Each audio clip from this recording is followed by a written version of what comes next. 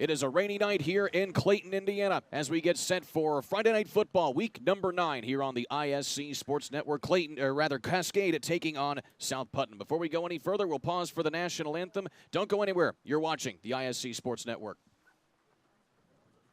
Want lightning-fast internet speeds? Choose Endeavor. Go from slow to whoa. From last to fast. And wait to great. Endeavor Communications is bringing the fastest internet speed in Indiana to your town, so you can download huge files in a flash, stream videos at blazing speeds, and game online faster than you thought possible. Think fast and contact Endeavor Communications today at join.weendeavor.com. If the time comes, be ready. Learn CPR and join the nation of lifesavers. Nearly 3 out of 4 cardiac arrests that don't happen in hospitals happen in homes. CPR saved my life. I've teamed up with the American Heart Association as a national ambassador to help create a nation of lifesavers, turning bystanders into lifesavers through CPR education and access to AEDs. Join me to ensure everyone has the chance to live longer, healthier lives. Visit heart.org/nation. Again? Tortured by technology? Have no fear. Endeavor is here with Speed Geeks. Our Speed Geeks are expert technicians ready to rescue you from technology troubles. Our experts are here to get and keep your Wi-Fi running properly. We'll even make sure all of your devices stay connected.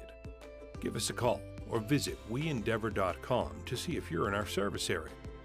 Endeavor Communications. Technology for real people. Well, the rain certainly isn't stopping the Friday night fans for football here in Hendricks County. Welcome back in here on the ISC Sports Network alongside Jan Bozier. I'm Kurt Darling. Tonight's game is brought to you by Endeavor Communications. Internet speeds up to a gig. Learn more at weendeavor.com. Jan, good to be with you here tonight. It is the final week of the regular season. Cascade taking on South Putnam here in what should be a pretty good matchup here this evening. Yeah, no doubt about it. And this week, you know, the coaching staff was laser focused on keeping the kids focused on this game. You know, everybody knows about next week, but the teams who don't take care of business tonight are not going to have that victory and momentum. Plus, senior night, you got to take care of business if you're Cascade on senior night. And South Putnam, who has a really good offense, may have something to say about that. You just got a good look right there at Coach Connor Simmons, the fourth-year head coach here for Cascade. He is certainly rebuilding this program from where it was just a few seasons ago. 5-3 on the year are the Cadets. South Putnam, on the other hand, coming into this one 7-1, number 6 in Class 1A. They have certainly been dominant against the teams they played this season, but it'll be a good matchup with the Cadets here this evening. We're underway here in Clayton, Indiana, right into the beating rain, just on time here, Jan Bozier, as South Putnam will get it back out to the outside this time, and on the return is Branson Enser, and he gets it out across the 40-yard line. Yeah. Decent field position to start here for the Eagles. Really nice return for South Putnam. Got that outside little gap and found some running room for those Eagles. Going to have decent starting position here.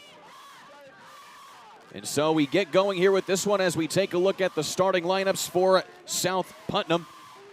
Wyatt Mullen, the big junior quarterback for South Putnam this year. He has been the catalyst of this offense all season long. They go to the air quickly, and they cut to the outside this time to find Wyatt Switzer, and he goes nowhere, maybe scratching out a yard on the play. As we take a look now at the defensive starters here for Cascade, and they are anchored by several key players. One in particular, Damian Appleby, 22 tackles on the season, along with 2 interceptions. He also has 5 tackles for loss. And going right up the gut this time again are the Eagles, and they get stuffed once again on the run. Going on the ground this time, once again with Wyatt Mullen on the keeper. Well, Cascade's defense has played really solid here in the last few games. Now, listen, the key will be here. We know South Putnam wants to pass the ball, Kurt. So, will this rain play an effect? The turf, not as much, but certainly has the potential. We've been lucky all season long here, Jan, having dry weather for the first 8 weeks. The final week of the regular season, an absolute downpour here in Clayton as Mullen goes back to the air again. And the Eagles held a 3-and-out here for their first drive by the Cadets. Well, people always ask, well, who has the advantage? Well, yeah, you can look at it a couple ways. In a passing team, you know your route. The defender does not. Now, once again, the turf is a complete different animal than grass used to be. So I always kind of felt like the offense had a little bit of a head start because that defensive cut was tough. So a wobbly punt will take a South Putnam bounce all the way back to the 15-yard line. And on the return here is Toby Savini for Cascade, and he only gets that one about back to the 19-yard line. The first drive here tonight for the Cadets, as we'll take a look at the starters here for Cascade, led by Brady Trebley, the sophomore quarterback who had a heck of a season his freshman year. And now just another year older here for this Cascade squad. He has certainly got it done on the ground as well through the air, but the main person to talk about here, though, is, of course, Toby Savini. He has been absolutely stellar on the ground so far this year for Cascade. The thing I like about him, he's consistent. He just gives you that same performance every single game. They go to the ground for the first time here, do the Cadets, and they are able to power it forward for a solid gain of about 6 yards. And on the carry that time was Caden Clements, who is another of the several players you'll see carry the ball tonight here for the Cadets. The rain absolutely torrent right now here in Clayton. And I don't think it's going to get any lighter anytime soon. Adjustments here for Cascade. Again, it's Clement on the carry, and he's able to push it forward for a nice gain and get the first down for either team here tonight. Well, that's Cascade's game. We talk about keys to the game, finished drives, defensive stops, and big plays. Cascade's all about moving the chains. That's their game. They want to keep that offense on the field, Kurt. So first down here for Cascade as they move it out to the 30-yard line.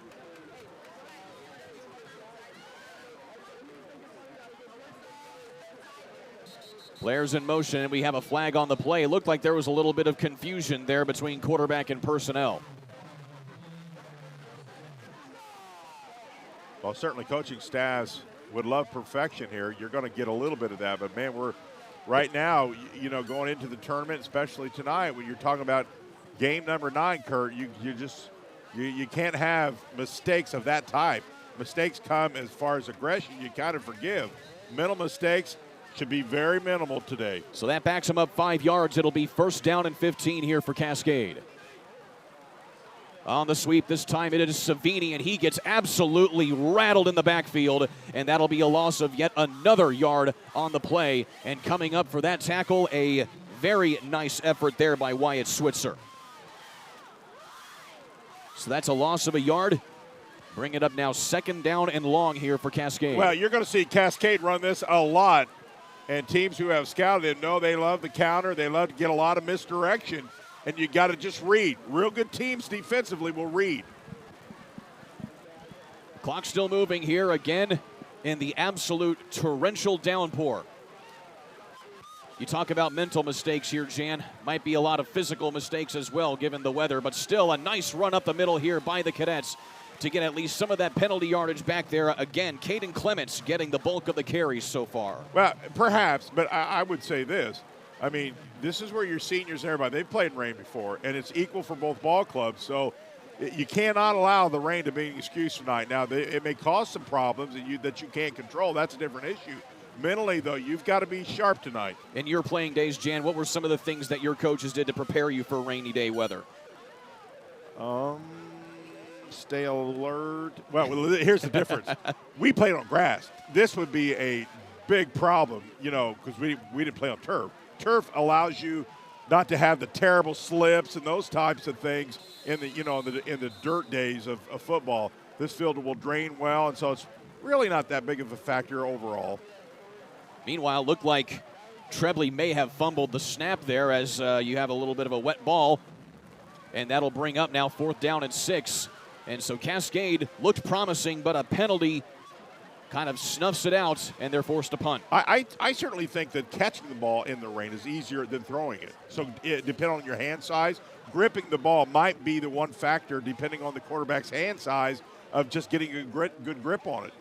And there you go. And there is a fumbled snap here on the punt, and they are going to be tackled. That is a big break right there for South Putnam, as Caden Hodges couldn't quite get the handle on the snap because it went over his head. Yeah. And the big special teams play there by Ben Typin for South Putnam gives the Eagles excellent field position. I first thought, Kurt, at first look, I think it was a really high snap. Let's take a look here on the replay. Well, honestly, it wasn't as high as I thought. It was right at eye level, a little high. He just didn't look at his hands, obviously a little slippery. So the ball going right through Hodges' hands, and now it is first down and goal here for South Putnam. Fumbled snap, though. Cascade says they have it. We'll look for the ruling from the official. And it is Cascade football. What a break right there for Cascade after what would have been a disastrous special teams play. And Cascade will have the ball back, first down. Well, you got to do the little extras. Listen, if you're quarterback, you've got just to take a little extra second, make sure that you get that ball firmly. Well, he didn't catch it. That went through the hands of the quarterback, so obviously it's incredibly slippery. The quarterback for South Putt never got the ball. Went right through his hands. Damian Appleby with the fumble recovery right there. That is his third of the season. So we're basically right back where we started the first time that Cascade had the ball. They're inside their own 15-yard line. Secured that time by Savini. He gets absolutely hammered at the line of scrimmage. Not before he ekes out at least a yard on the play. Schweitzer, number 6, the senior there in your picture earlier on the tackle. He's a really good ball player, one of the seniors on this South Putt ball club. So again, Cascade earned their first winning season just a year ago in 8 years, going 6-5. They're now 5-3 on this year, all a part of the strategy from Coach Connor Simmons to rebuild this program from where it was about 5 years ago. We get a flag on the play here on this snap. Movement. And yeah, you're right. You had it right there, Jan. Some pre-snap movement, and that has certainly been a little bit of a thing here. In fact, that was a little bit of an issue when they were taking on Owen Valley, the game that we last had Cascade a couple weeks ago. There's certain things you can blame the ball being wet, and those will cause some issues, but snap count, that's simply on you. You've got to hone in, stay focused, and just make sure you're on that snap count. So it was second down and manageable, now goes to second down and 13 here for the Cadets. On the carry this time again is Savini. He nearly breaks free. He does. And no, admit what a big play that time for Cascade. And actually, that was not Savini. That was Dayton Mink on the carry. Well, I'll tell you, hardcore number 23, another senior for South Putt, saves a game-saving touchdown here. This young man really kept those legs moving, Kurt, and that's a really, really nice run. About 28 yards on the run there by Dayton Mink. He has that boom factor. He's not in the starting lineup regularly, but he is one of about 6 or 7 ball carriers on this roster. Well, he's a third leading rusher. He's had a lot of reps, so he's certainly a very quality ball runner. That's the beauty of the wing T offense here, Jan. You have a lot of different ball carriers. Here's the snap again as Trebley hands it off to his running back, and they're able to get at least 3 yards on the play. Hardcourt, the senior again. He's now either been on 2 or 3 tackles or assisted. The senior, number 23 for South Putt.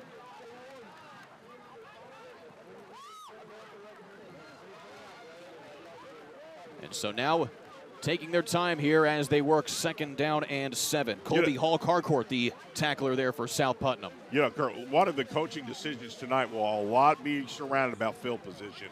It'll be super key to keep really good field position all night long. Breaking free again is Dayton Mink, and he gets across midfield and another first down. Mink has had 3 straight ball carries, and he has accounted for about half the yardage here on this drive. Well, listen, coming into tonight's ball game, he averaged 5.8 yards per carry. So he certainly has proved himself as a very worthy running back in this Cascade lineup. That's an 11-yard carry for Dayton Mink. Cascade on a really nice drive, moving the change. Their offense is all about getting first downs. On this drive, really successful. This is a South Putnam defense that has only allowed 11 points per game this season. Savini again. He gets to the 45-yard line before he's wrestled down. What I like about it, as he's been touched multiple times at the line of scrimmage, but unless you really get a solid tackle or you get some help, he's that guy that's just not going to go down running the football. Certainly an invaluable trait to have in one of your ball carries if you're head coach Connor Simmons. Against South Putnam, number 6 in the state for Class 1A coming into this one. Cascade playing in 2A. They're 5-3 on the year. Trebley hands it off again to his ball carrier, Savini. Yeah, much better job by South, but clog the hole. What you want to do there is the down lineman, his mission is just to take care of the gap.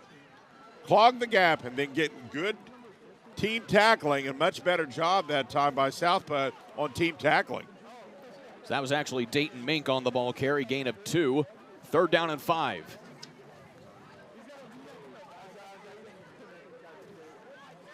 Cascade this season coming out of the Indiana Crossroads Conference, where they currently are 1-3 in conference play. Wow, he got stuck. And that was an absolutely big defensive effort there by the front line of South Putnam, in particular Parker Harris in on that initial hit there as they take Dayton Mink back for no gain. Yeah, and Beatty's their leading tackler also, and he's got 48 assists, so it's no surprise that he will assist on a lot of tackles. Take a look at number 11 right there. Really good assist. You don't always have to make the tackle, but assists are just as important because in this day where everybody's so strong and fast, it's hard to bring somebody down by yourself. You mentioned Aiden Beatles, the leading tackler here for the South Putnam defense, and now here may be a costly flag on South Putnam. And it's going to be an encroachment penalty, and the penalty yardage here, Jan, just might be enough to account for a first down, and indeed it will. Yeah, I think you're right. So that is a costly penalty for the first time tonight. South Putnam gets hit with a penalty, and it gives Cascade a first down on what would have been likely a punting situation for the Cadets. So off the penalty, first down here for Cascade.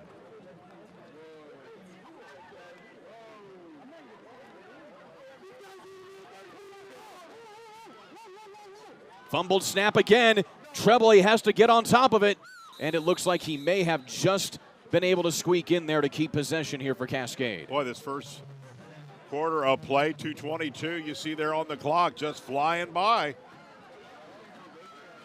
Cascade has possessed the ball for the majority of it. In fact, South Putnam has only run 5 offensive plays because of the fumbled snap by the Eagles on the other end of the field. Cascade has been able to possess the ball for much of this opening quarter. But you got to, so far, if you're a Cascade fan, you got to like what you see. Moving the ball, talked about field position. Trebley gives it off to Mink this time. Has a little bit of running room up the middle, and he squirts his way ahead close to another first down. He's a little more of a read-type back, kind of picks and chooses those gaps.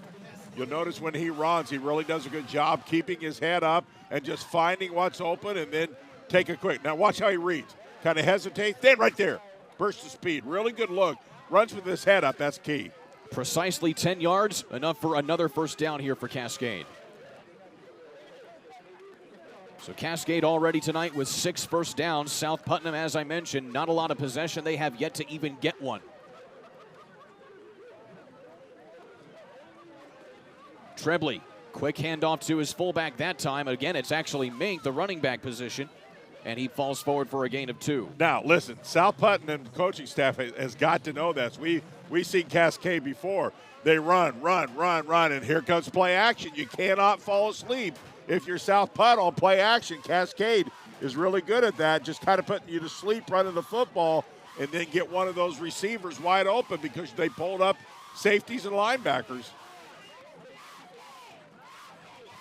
Again, South Putnam has not given up a lot of points. In fact, just the last 3 games, they've only given up 19. All 19 of those were to their previous opponent, Heritage Christian. Mink again on the ball carry. Really good stop. And a critical stop right there if you're South Putnam. Aiden Beatles again on the tackle. And talking about Aiden Beatles, 125 tackles coming into the night. That puts him 10th in the state, regardless of class and tackles this year. Well, he's got 77 solos, so that tells you he's either making the tackle or assisting on it. Aiden Beadle's also an all-state player a season ago, as Cascade will opt to let the clock run out to end quarter number 1. Still goose eggs on the scoreboard. We'll take a quick timeout. Back in a moment here on the ISC Sports Network. Again? Tortured by technology? Have no fear. Endeavor is here with Speed Geeks. Our Speed Geeks are expert technicians ready to rescue you from technology troubles. Our experts are here to get and keep your Wi-Fi running properly. We'll even make sure all of your devices stay connected. Give us a call or visit weendeavor.com to see if you're in our service area. Endeavor Communications. Technology for real people. Want lightning-fast internet speeds? Choose Endeavor. Go from slow to whoa. From last to fast. And wait to great. Endeavor Communications is bringing the fastest internet speed in Indiana to your town, so you can download huge files in a flash, stream videos at blazing speeds, and game online faster than you thought possible. Think fast and contact Endeavor Communications today at join.weendeavor.com. Oh, man. That just illustrates how hard it is raining here in Clayton as we are going to quarter number 2 here on the ISC Sports Network, 0-0 between South Putnam and Cascade. Tonight's game is brought to you by the American Heart Association, and in addition to learning hands-on only CPR, the American Heart Association encourages schools, businesses, and other organizations to have a cardiac emergency response plan. Free templates and resources are available from the Heart Association. Go to the QR code on your screen to learn more. Once again, alongside Jan Bozier, I'm Kurt Darling. Jan, Cascade played the possession game on a few fortunate breaks as well, and now they're threatening again here inside the 30. Yeah, they're moving the chains, eating the clock. The other team's offense makes it difficult to produce offensively. If you're not on the field, they're owning the clock right now. And so Mink able to move to the outside this time, and actually it's Savini. He's able to move all the way down the far sideline. I got lost in a lot of different ball carriers right there by Cascade, but Tony Savini able to move well ahead and get a big first down. Well, once again, mentioned it now multiple times, but that's what these Cascade runners do. If you don't bring them down, they're not going down. You've got to hit hard if you're by yourself as a solo tacklist, but the key is to get more than one body on them. Take a look. Delayed handoff there to Savini. He had everybody fooled, including our own ISC crew right there. Still excellent camera work tonight by our ISC Sports Network Really good crew. ball fake. Really good ball fake. Up the gut this time again. And they get out to about the 6-yard line here, does Cascade. Well, every football field's the same size. They use an analogy we hear a lot in basketball. The goal's the same size, the court's the same size. But there is something to be said for your comfort at home. You're at home. Your routine, there is a comfort. And if you can turn that comfort being at home into comfort in running your offense and execute, it's a plus, I'll say that. Few personnel changes here for Cascade late as the play clock runs down. Handoff again to Clements. And he is able to fall forward to about the 3-yard line, a gain of 3.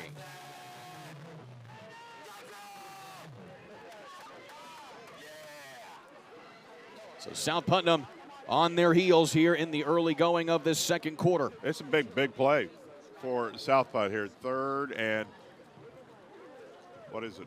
Third down and 3. Third and 3. So of course, third and goal in particular, right. But 3 yards to get to the goal line. But this is where your goal line defense is, see what you're made out of here. You got to cover a whole lot of things, and you don't have much real estate to help you. So you got to watch wide, you got to watch up the middle, a whole lot of things to watch, and you got to make decisions really fast down on the goal line.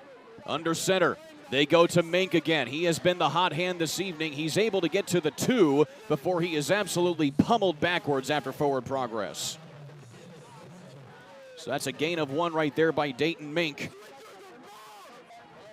And Cascade certainly in an interesting position here. 4-down territory, I would say, Jan. Well, Switzer, the outside linebacker or defensive end, did what you have to do. He stayed home, protected his area right there, and really does a pretty good job of keeping everything in front of him here defensively.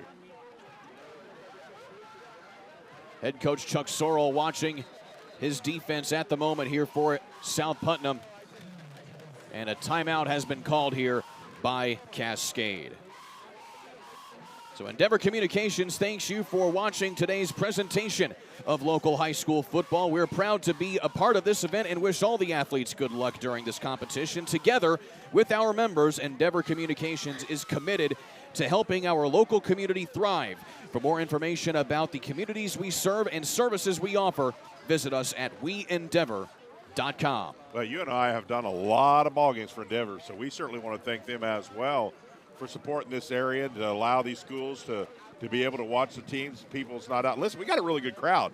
You know, they're the ones who are the heroes here, the moms, the dads, the fans out here setting in this stuff. And it's a really good crowd on both sides. Both sides indeed. Lots of umbrellas as a lot of people came prepared indeed. And still, the rain not showing any signs of letting up anytime soon. It has been right from kickoff, Jan. It has been a torrential downpour. It was dry mostly for warm-ups, and then right when the kickoff happened, the skies opened up. And listen, you on your couches eating nachos and your big 85-inch smart TV watching this, we love you too, but you're dry and they're not. 85 inches, that might be overdoing it a little bit, wouldn't you say? No, it's really not. I have one of those. Big is never big enough in the TV world. It would certainly be big right here for Cascade to try and get it into the end zone. 4th down and goal. Savini in motion. And Trebley goes on the keeper. He gets into the end zone. Touchdown, Cascade. I like this call. Listen, it's a quicker play because you don't have a lot of fakes or anything like that. So your key offensively here is just make it happen quick before defense can react. It's really hard. As I said, not a lot of real estate. Just a quarterback keeper does a little 180 here. See, he's got the linebacker, but by that time his momentum was enough to take him in for the score. Cascade goes the length of the field all the way into the first quarter, now the second, and they lead 6-0 as Chase Schneer will try to put this through the uprights for the PAT, and he gets it into the wind and the rain, but he puts it up, and it is good. 7-0 your score. We owe our producers a commercial break. Back in a moment here on the ISC Sports Network. It's time to supercharge your internet with ridiculous speeds up to 1 gig from Endeavor. Get ready for high gear downloads that power buffer-free streaming, gaming, sharing, and surfing. And fire up all your devices at once with reliable speeds amplified by the latest Wi-Fi equipment. Get on the fast track to a powerful online experience. Contact Endeavor and supercharge your internet today. 7-0 your score as the Cadets lead the Eagles of South Putnam here on the ISC Sports Network. Jan Bozier, Kurt Darling here with you. Jan, so far the rain didn't seem to be too much of a hindrance right there for Cascade. No. Going 90 yards to the house there on that drive. Well, you hear in football a lot the term shortening the game. Well, when you're taking care of the clock like Cascade did and getting first downs and then finishing the drive, listen, South Putt hadn't had the ball in a long time, and in the process, a lot of clock has gone. So they have shortened the game from the perspective of allowing their opponent many offensive possessions. 14 offensive plays on that first drive there for Cascade to move the length of the field. And now Cascade going up here on the number 6th ranked team in South Putnam from Class 1A. And here's the thing here, Jan. It has been probably about 20 or maybe even a half hour since South Putnam has actually touched the ball on offense. Exactly right. So they'll finally get the ball back here as it'll be fielded short by the South Putnam special teams, trying to move it to the outside there for South Putnam. Well, South Putt's Caden Switzer. Sorry, Grant. South Putt's pretty balanced. They average 186 on the ground, but they really like to set up the run with their pass. They average 230, and they have just not been able to pass either via not just offense on the field or just not having the football and the rain, playing a little conservative early.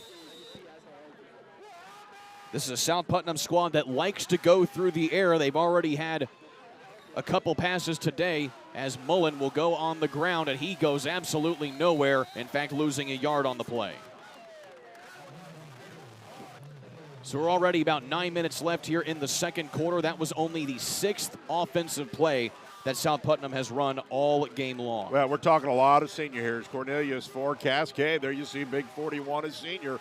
really good defensive play. A lot of seniors want to finish some unfinished business.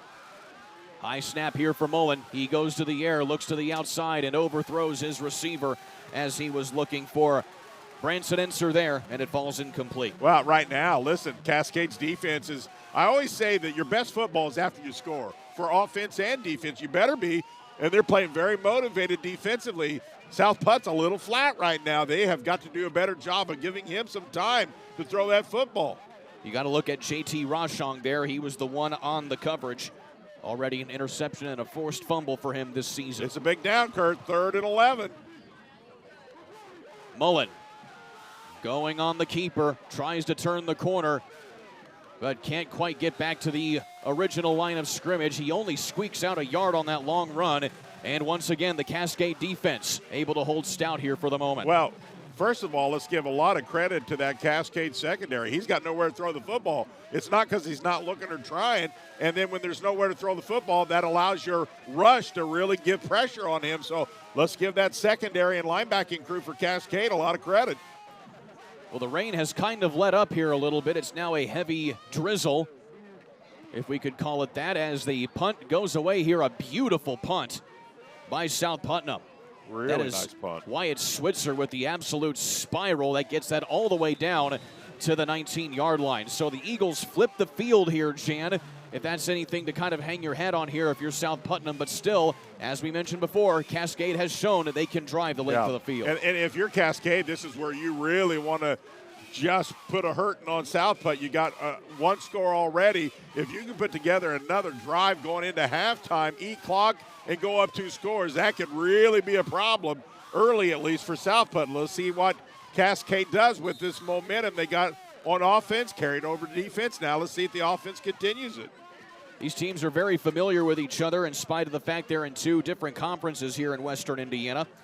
South Putnam dominates this series 19-9 overall. And this is only the first, this will be the first time, though, that these 2 teams have faced each other in 8 years.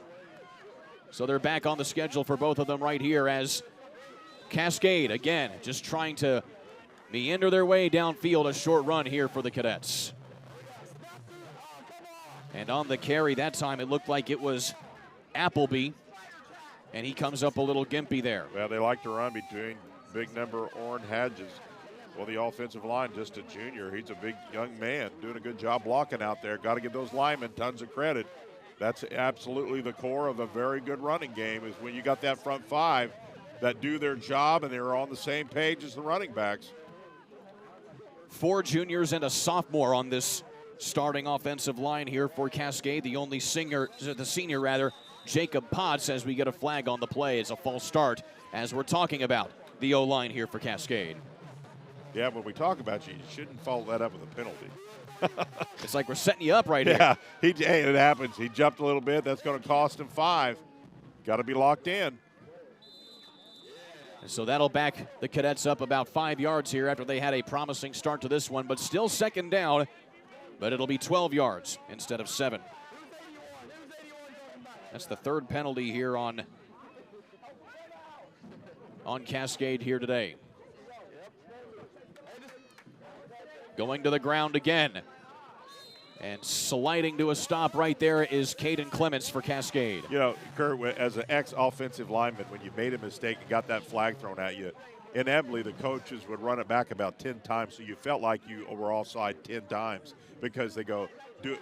Don't do it. I'm going to show it again. Don't do it. And every time they threw the flag, as a reminder, don't do that. One of the benefits of beating it into your head, I would say. No, and then the 10 wind sprints following that really beat it into your head. There you go. So that's how you learn not to jump off sides very often. There's a method to a coach's madness. There's a lot of methods. To say the least. That one's painful. Trebley on 3rd down here for Cascade. Pitch outside with whistle, stoppage of play, and another false start this time on the Cadets. Boy, that's just not healthy. I mean, they're playing so well. That's a piece of the game that they've got to get cleaned up in a hurry here. But listen, they're getting kind of back here. Any type of mistake can cost you 7. There's not much real estate. They have got to clean up at least this part of their ball game up in a hurry. So that'll once again back up Cascade 5 yards. So if you're South Putnam here, you can hold them. And then you have really good field position if you force them to punt.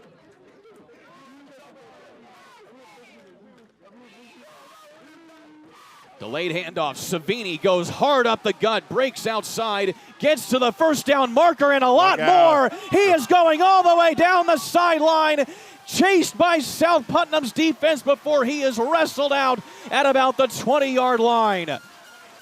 Well, to say that he's quick is an understatement, but what I like about is his little hesitation moves, just enough to get tacklers or defenders hesitating, and then kicks it into another gear. There's that cross action again. The counter escapes one, escapes two.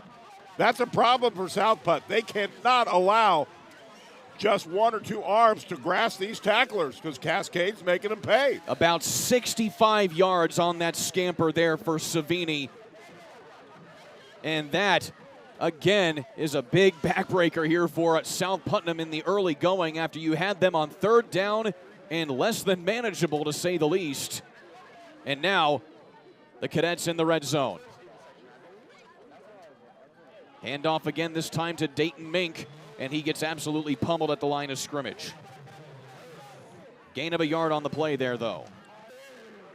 Beatles again on that tackle. Number 11, the senior, just continues to up his stats.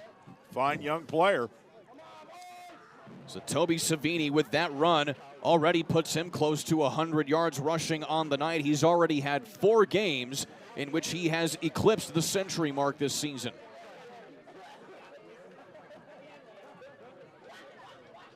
Let's see what Cascade does here. They got the ball on the short hash. Trebley again to Savini, and he gets wrapped up in the backfield. Well, Cascade's picking on that left side. They don't care if it's the short hash or the long hash. They have found something, and that we seen them do this a couple weeks ago. If it's flat out working, they don't stop until you stop it. Again on the tackle, Aiden Beatles. He just knows how to penetrate and get into the backfield whenever he has that opening. Again, an All-State junior was Beatles a season ago for the South Putnam Eagles. Even featured on the Gridiron Digest at the beginning of the season on the cover. Approaching the 4-minute mark here of quarter number 2. And another whistle. And this time it's a timeout. Yep, I think we got a timeout. Called it time. So that's going to be Cascade's second timeout here of the first half. Endeavor Communications would like to say welcome to the Indiana High School football, as well as we're a proud supporter and to be a part of this local event and wish all the athletes good luck during this competition. Together with our members, Endeavor Communications is committed to helping our local community thrive. For more information about the communities we serve and the services we offer, visit us at weendeavor.com. Well, Jan, the rain appears to have stopped here about midway through the second quarter. Well, I think it's going to be the calm before the storm because there was a pretty wicked, there's a little opening and then there's a very wicked cloud coming after this. You're right, it's coming down just a lot lighter than it was earlier. So enjoy this while you can because I think the best is yet to come. Of course, Jan, these two teams know who they're playing in these sectionals. They do. Coming up here in just a week or so. South Putnam going to be taking on North Central of Farmersburg, as Cascade will be taking on South Vermilion. Of course, South Vermilion has put together an excellent season so far this year. Yeah, North Central is 2-6 coming into tonight's ball game, and of course South Vermilion having a really good year. They're 7-1 as of tonight. Trebley out of the timeout, pitches it to his running back. And they're able to at least get back to the 17-yard line. Looks like that was Mink again on the carry. And actually it looked like it was Appleby that time, so it'll be still 4th down.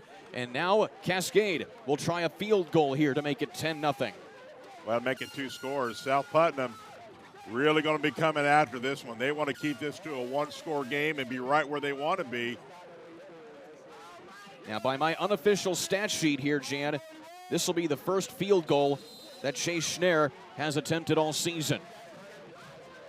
It'll be 33 yards from where the holder sits.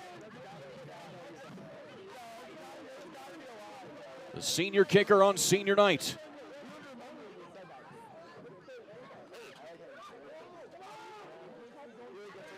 It's a good hold, and the kick is up, and it is up through the uprights. Right down the middle for senior on senior night. 1 for 1 on the season is Chase Schneer, and as you said, Jan, that makes it a 2-score ball game here. Well, and listen, you never know when you might need, and you will probably going into the tournament, that type of field goal. So while certainly you want to get points on the board, at some point in time, you needed to get him some reps. So an excellent kick right there by Chase Schneer. 33-yard field goal is good. Again, the first field goal attempt he's had all season long. It goes through the uprights. And now if you're South Putnam here, Jan, 3 minutes left to go here. You've only run 7 offensive plays this whole half. Yeah, I don't think you push the panic button, but they have got to mix it up a little bit more. Right now, the play structure they have had, Cascade very well has scouted them, and there's just not been much there at all. Wyatt Mullen, the quarterback for South Putnam. He's thrown for 1,666 yards on the season for 19 touchdowns. But yet he only has 1 passing yard here tonight. So the Eagles going to try and turn things around here with 3:02 left to go in the half. As Schneer will kick the ball away here for Cascade.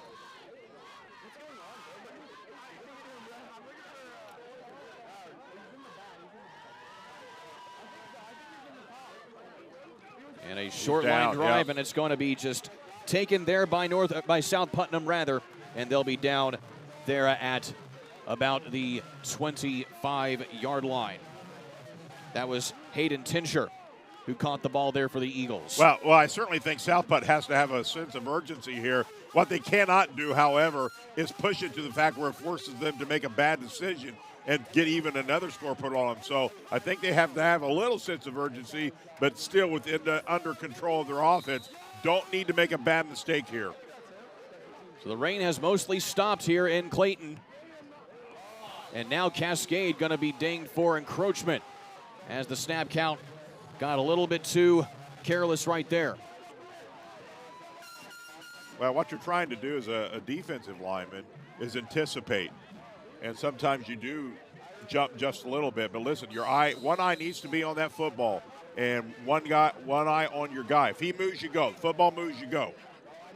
Fox Edwards, the guilty party there from that nose tackle position for Cascade. Mullen going to the air, lobs it over the middle, has Enser, and it's just a little bit behind him.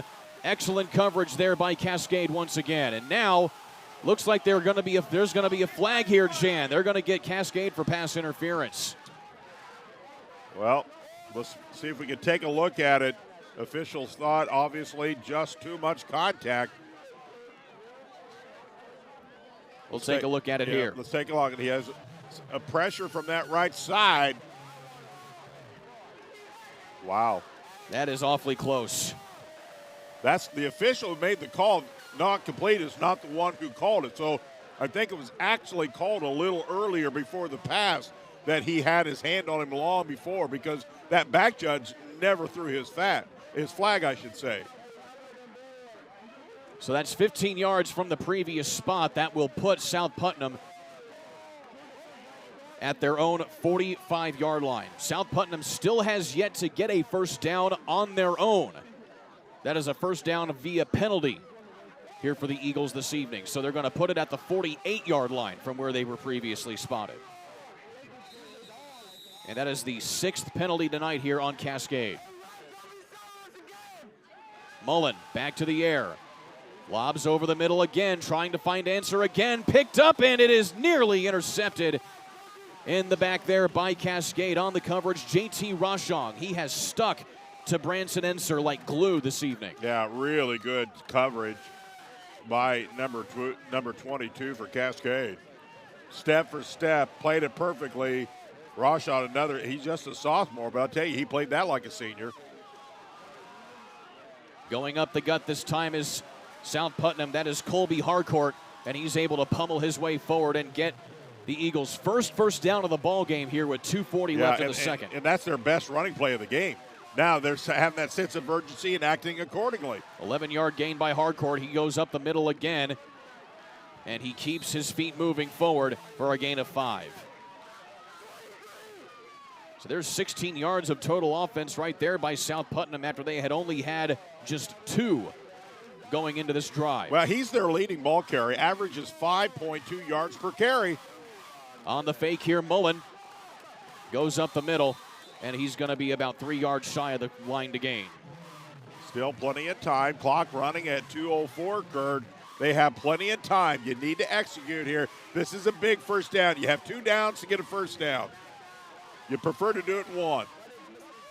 And there's an offside. Mullen in the gun. That is a killer penalty. Absolute killer. And it's actually a false start. Yep. It's on. It should be on South Putnam. There he is. And so one of the receivers clearly jumped off sides. Looked like that may have been for South Putnam, Brody Burge on the near side. He just flinched a little early.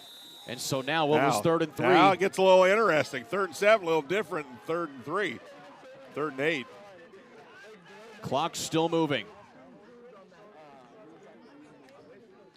Mullen has time. Goes to the outside and way over the head. Oh, and nearly picked off again by the Cascade defense. That was Marcus Hobson, and it goes right through his paws and down to the turf. And you can see he's smiling. He almost had that one. He's going to go. I'm going to replay that about 1,000 times because I know I should have had it. But listen, at the end of the day, he was in the right position at the right time, played it really perfect, but just wasn't able to time it to get that interception. Sure looked like he had a shot at it, though, didn't it? Man, he went up for that one and nearly gets into his hands. And now it's 4th down and 8.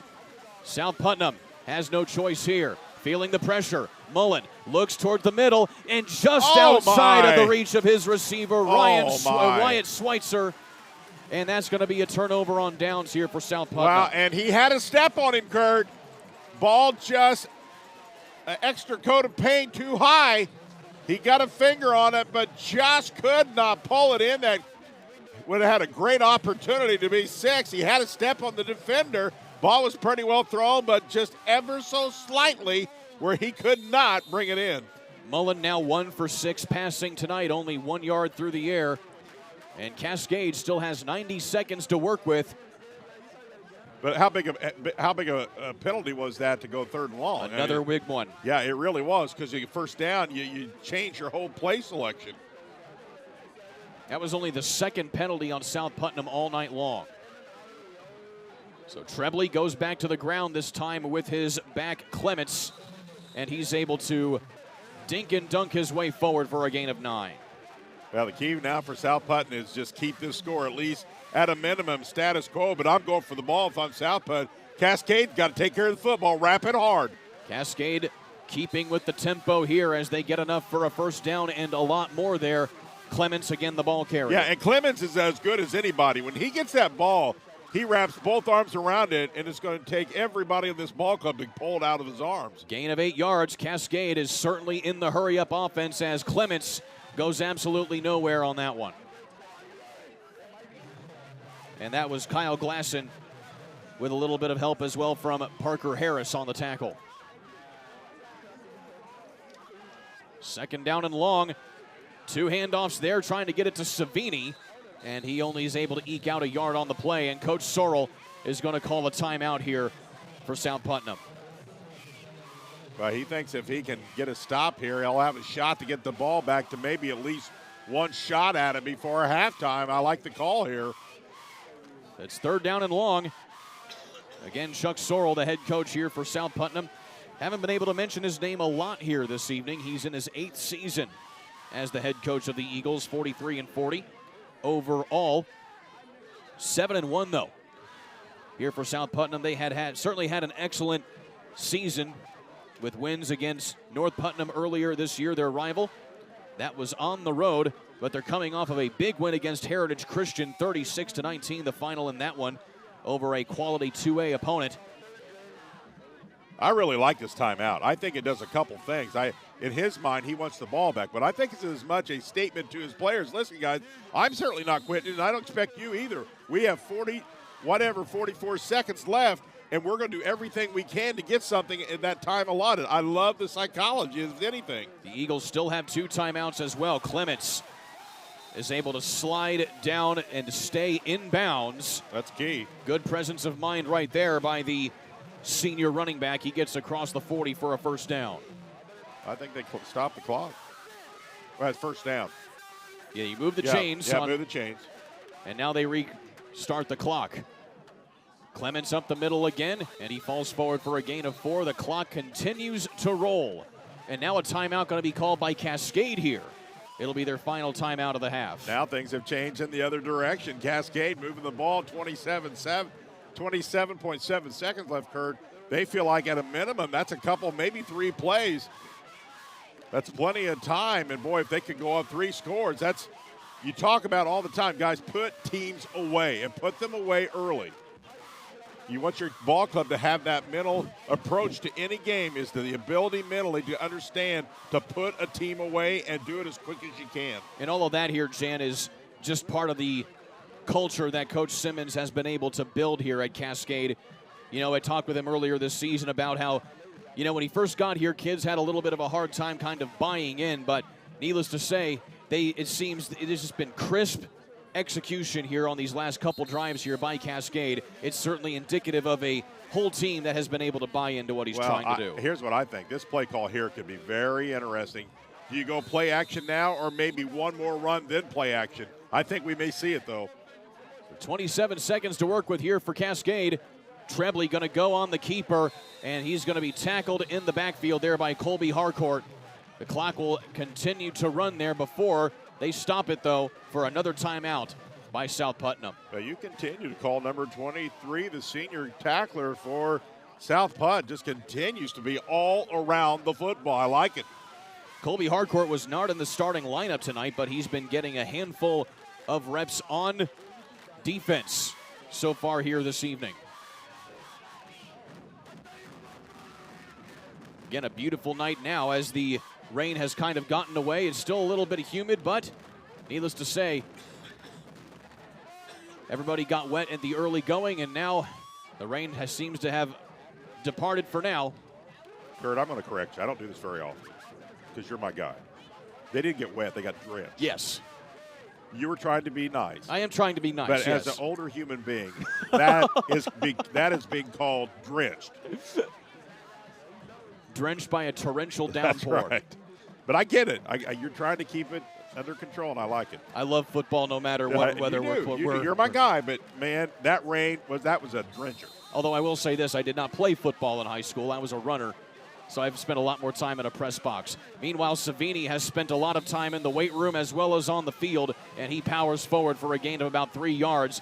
And Cascade going to try and get a quick field goal right here. 9 seconds left to go. Now it's going to be a 46-yard field goal here for Schnarr. He has to go, and they're not going to get it off. Well, somebody called timeout, and I'll tell you, South Putnam's the one that called timeout. South Putnam called a timeout here. That is interesting. That is an interesting call with 1.1 seconds left. I don't think there's no way Cascade could have not did anything other than let the clock run. There was no way they were going to get that off. He doesn't. I'm not sure he feels like he called timeout, or did he? He's looking at the officials. Well, it is what it is now. So now Cascade can regroup. They did not have all the personnel out there for the field goal kick. A little bit chaos, but clock stops with 1.1, and they're going to get a shot at it here. It was certainly hectic right there, but now Chase Schnarr can at least go through his motions. And you know what? Here, they're going to put a player back on, and now they're going to actually run a play. Yeah, so instead of kicking the field goal, they're going to try and go to the end zone. I kind of felt like this may be a little out of his range, but they're going to – let's see what they do here. Trebley hands the ball off here to Clements, and actually he goes on the keeper that time. That was well disguised again. He gets the first down, but it's all going to be for naught because that is the end of the half. It has been the Cadets 10 and the South Putnam Eagles nothing. It has been a wet one, but the rain has stopped. We'll be back in a moment here for halftime. Stick with us right here on the ISC Sports Network. It's time to supercharge your internet with ridiculous speeds up to 1 gig from Endeavor. Get ready for high gear downloads that power buffer-free streaming, gaming, sharing, and surfing. And fire up all your devices at once with reliable speeds amplified by the latest Wi-Fi equipment. Get on the fast track to a powerful online experience. Contact Endeavor and supercharge your internet today. If the time comes, be ready. Learn CPR and join the nation of lifesavers. Nearly 3 out of 4 cardiac arrests that don't happen in hospitals happen in homes. CPR saved my life. I've teamed up with the American Heart Association as a national ambassador to help create a nation of lifesavers, turning bystanders into lifesavers through CPR education and access to AEDs. Join me to ensure everyone has the chance to live longer, healthier lives. Visit heart.org/nation.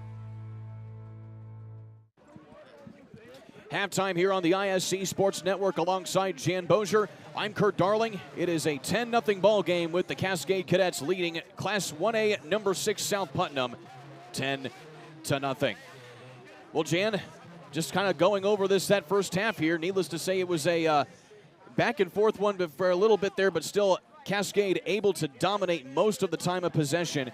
In fact, so much so, South Putnam was only being able to get about maybe 10 offensive plays off because of a few untimely turnovers. You had the rain to deal with, but Cascade has really been able to move the ball tonight. No question about it. The long drive got them in great field position. They were able, and we talked about as keys to the game, at least one of that long drive is to finish that drive with a touchdown, then followed it up with their first field goal. So a nice 2-possession lead for Cascade. On the other hand, at times South Putt has ran the ball okay. They're not passed it great. So they've got some things to discuss at halftime. Cascade's defense really did a pretty good job, I think, of just kind of owning the line of scrimmage defensively. So rain or no rain, South Putt's got to find some offense. Seemingly talking about offense, Cascade certainly found it, as I mentioned. By my unofficial tally here, Jan, 285 yards rushing on the ground. They did not attempt a single pass in that first half. Yeah, and it improves. I've always said, if you're going to run the football, you better be effective, and that's their goal, Cascade. And that wing T or a version of it is a offense that's what you do. They're just taunting the defense to stop us. I don't think anybody in the stadium didn't think Cascade was going to run the football, but when you execute, it doesn't matter. And so Cascade executed their running game to perfection and really took care of business. And we talked about this when they played Owen Valley earlier this season, and we can talk about it here certainly as well. Talking with Coach Connor Simmons as well, in his words as well as yours, the wing T isn't known as a quote-unquote sexy offense, but Cascade makes it look pretty appealing here the way they run it. What it is, if you're successful, it's hard to get the ball back. I know that. And they just eat the ball, first down.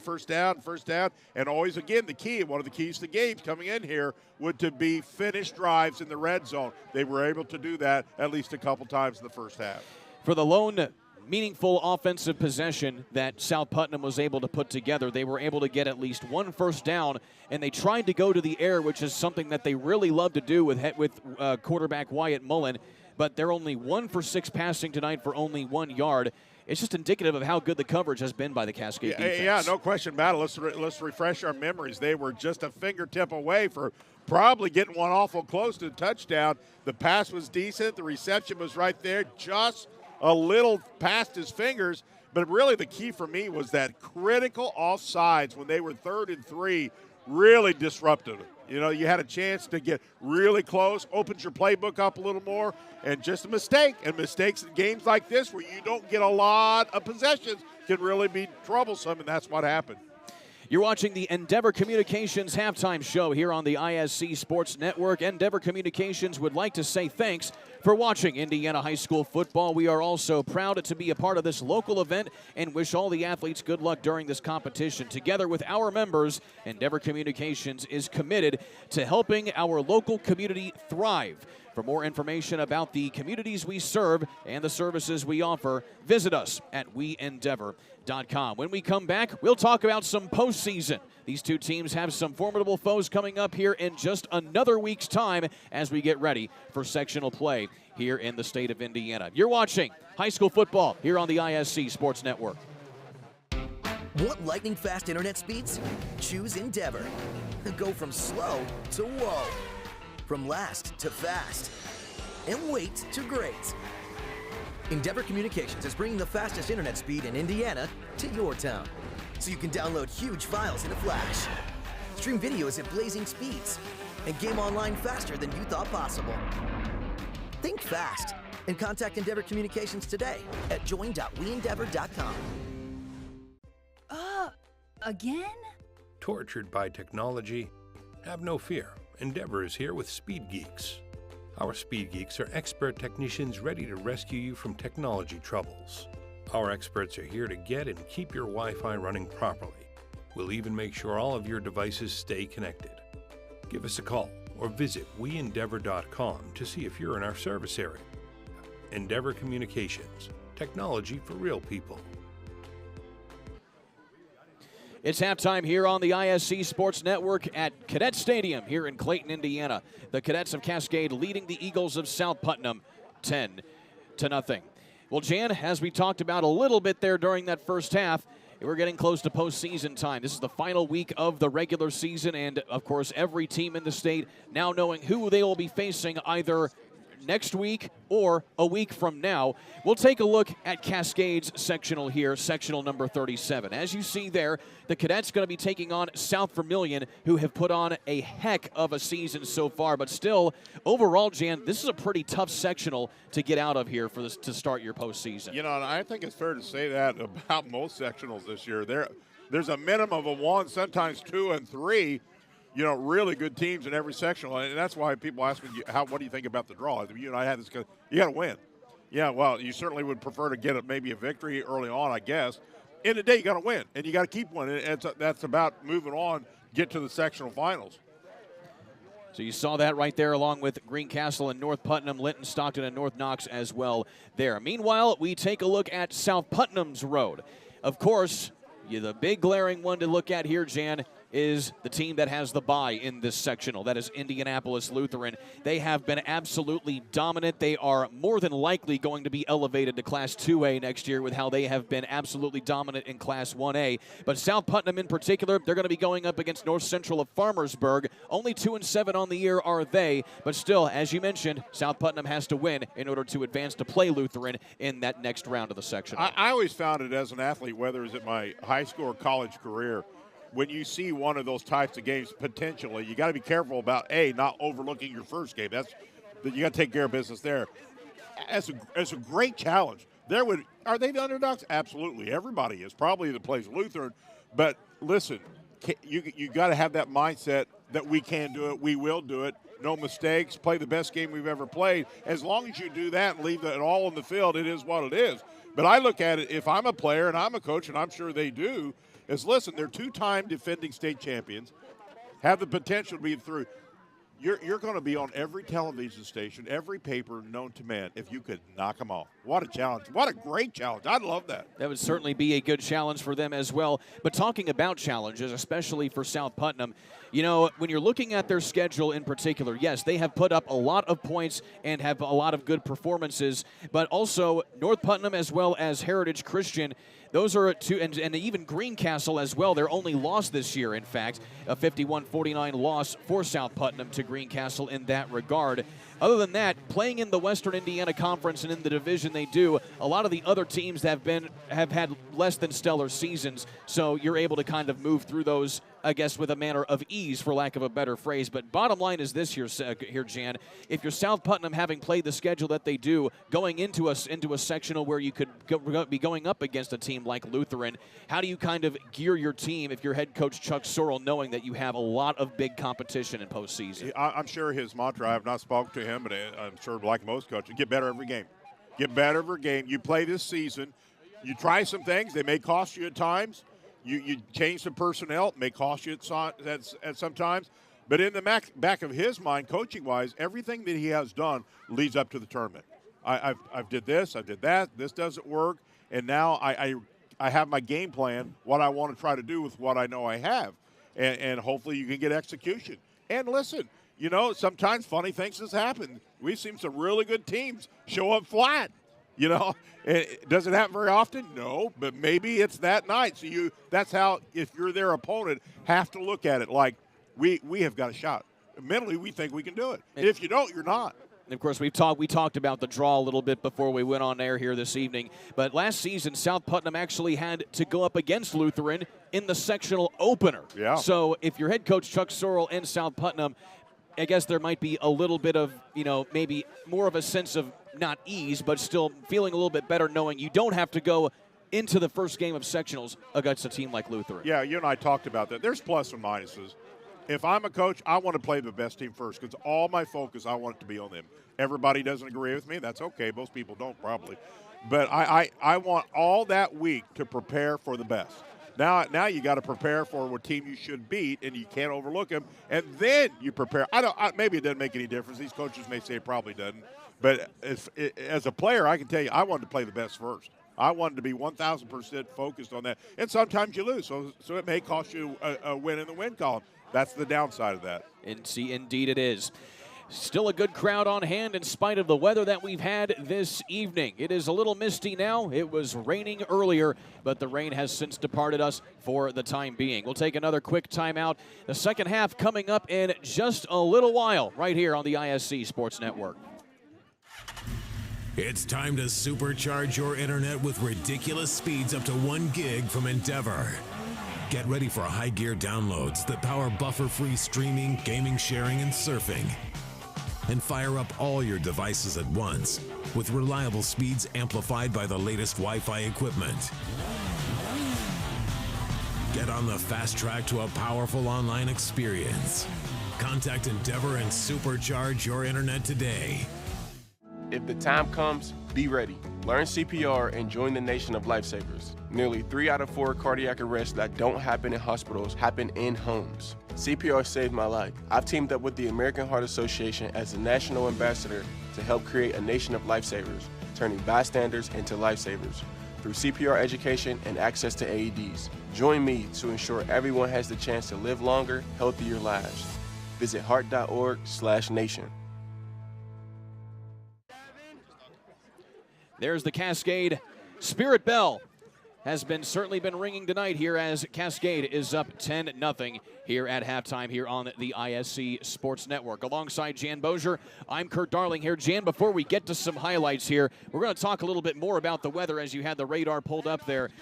We have another wave of rain coming here as it is dry for the moment, but still, we could be getting a little bit more wet before the day is out. That's very true. Now, I do think the positive thing about that is the fact that all the really bad stuff has moved north. So while we may get wet, we don't want lightning. And it looks like the majority of the clouds who do cause that, at least on the radar, have all moved north. So it just may be wet. That's a whole lot better than terrible weather. So we'll see how it plays out. We got another window, probably 30 to 40 minutes, and then the rain will come back. I don't know how heavy. It looks like it's lightened up a little bit, so we'll see. Meanwhile, while we have a window here in our broadcast, let's take a look at some highlights here from that first half. It was a lot of rain to start, as you can see. All the ponchos and umbrellas you can spare were out in full force today, but still, that didn't deter Dayton Mink, who was able to get the ground game going early here for Cascade. Yeah, and let's give a lot of credit to that front line again, because multiple times he just really had a nice hole. And the running game was clearly their bread and butter, and when they executed, it was tough to stop. Of course, Aiden Beatles, as you could see on those couple plays right there, has certainly been a deterrent in the backfield for South Putnam.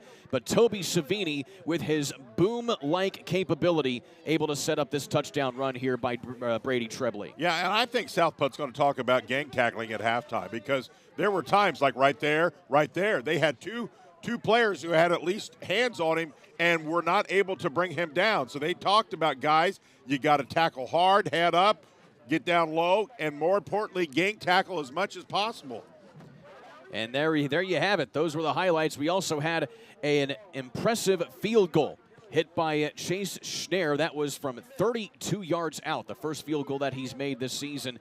And it was certainly cool to see him be able to get a field goal here on his home turf on senior night of all nights here to close out the regular season. And as you mentioned, though, Jan, going into this second half, based on how things have been going and the capability that South Putnam still has to get it going on offense, that field goal may just be the difference. It very well could be. And while we talk about them not looking over, we're allowed to look past the next week.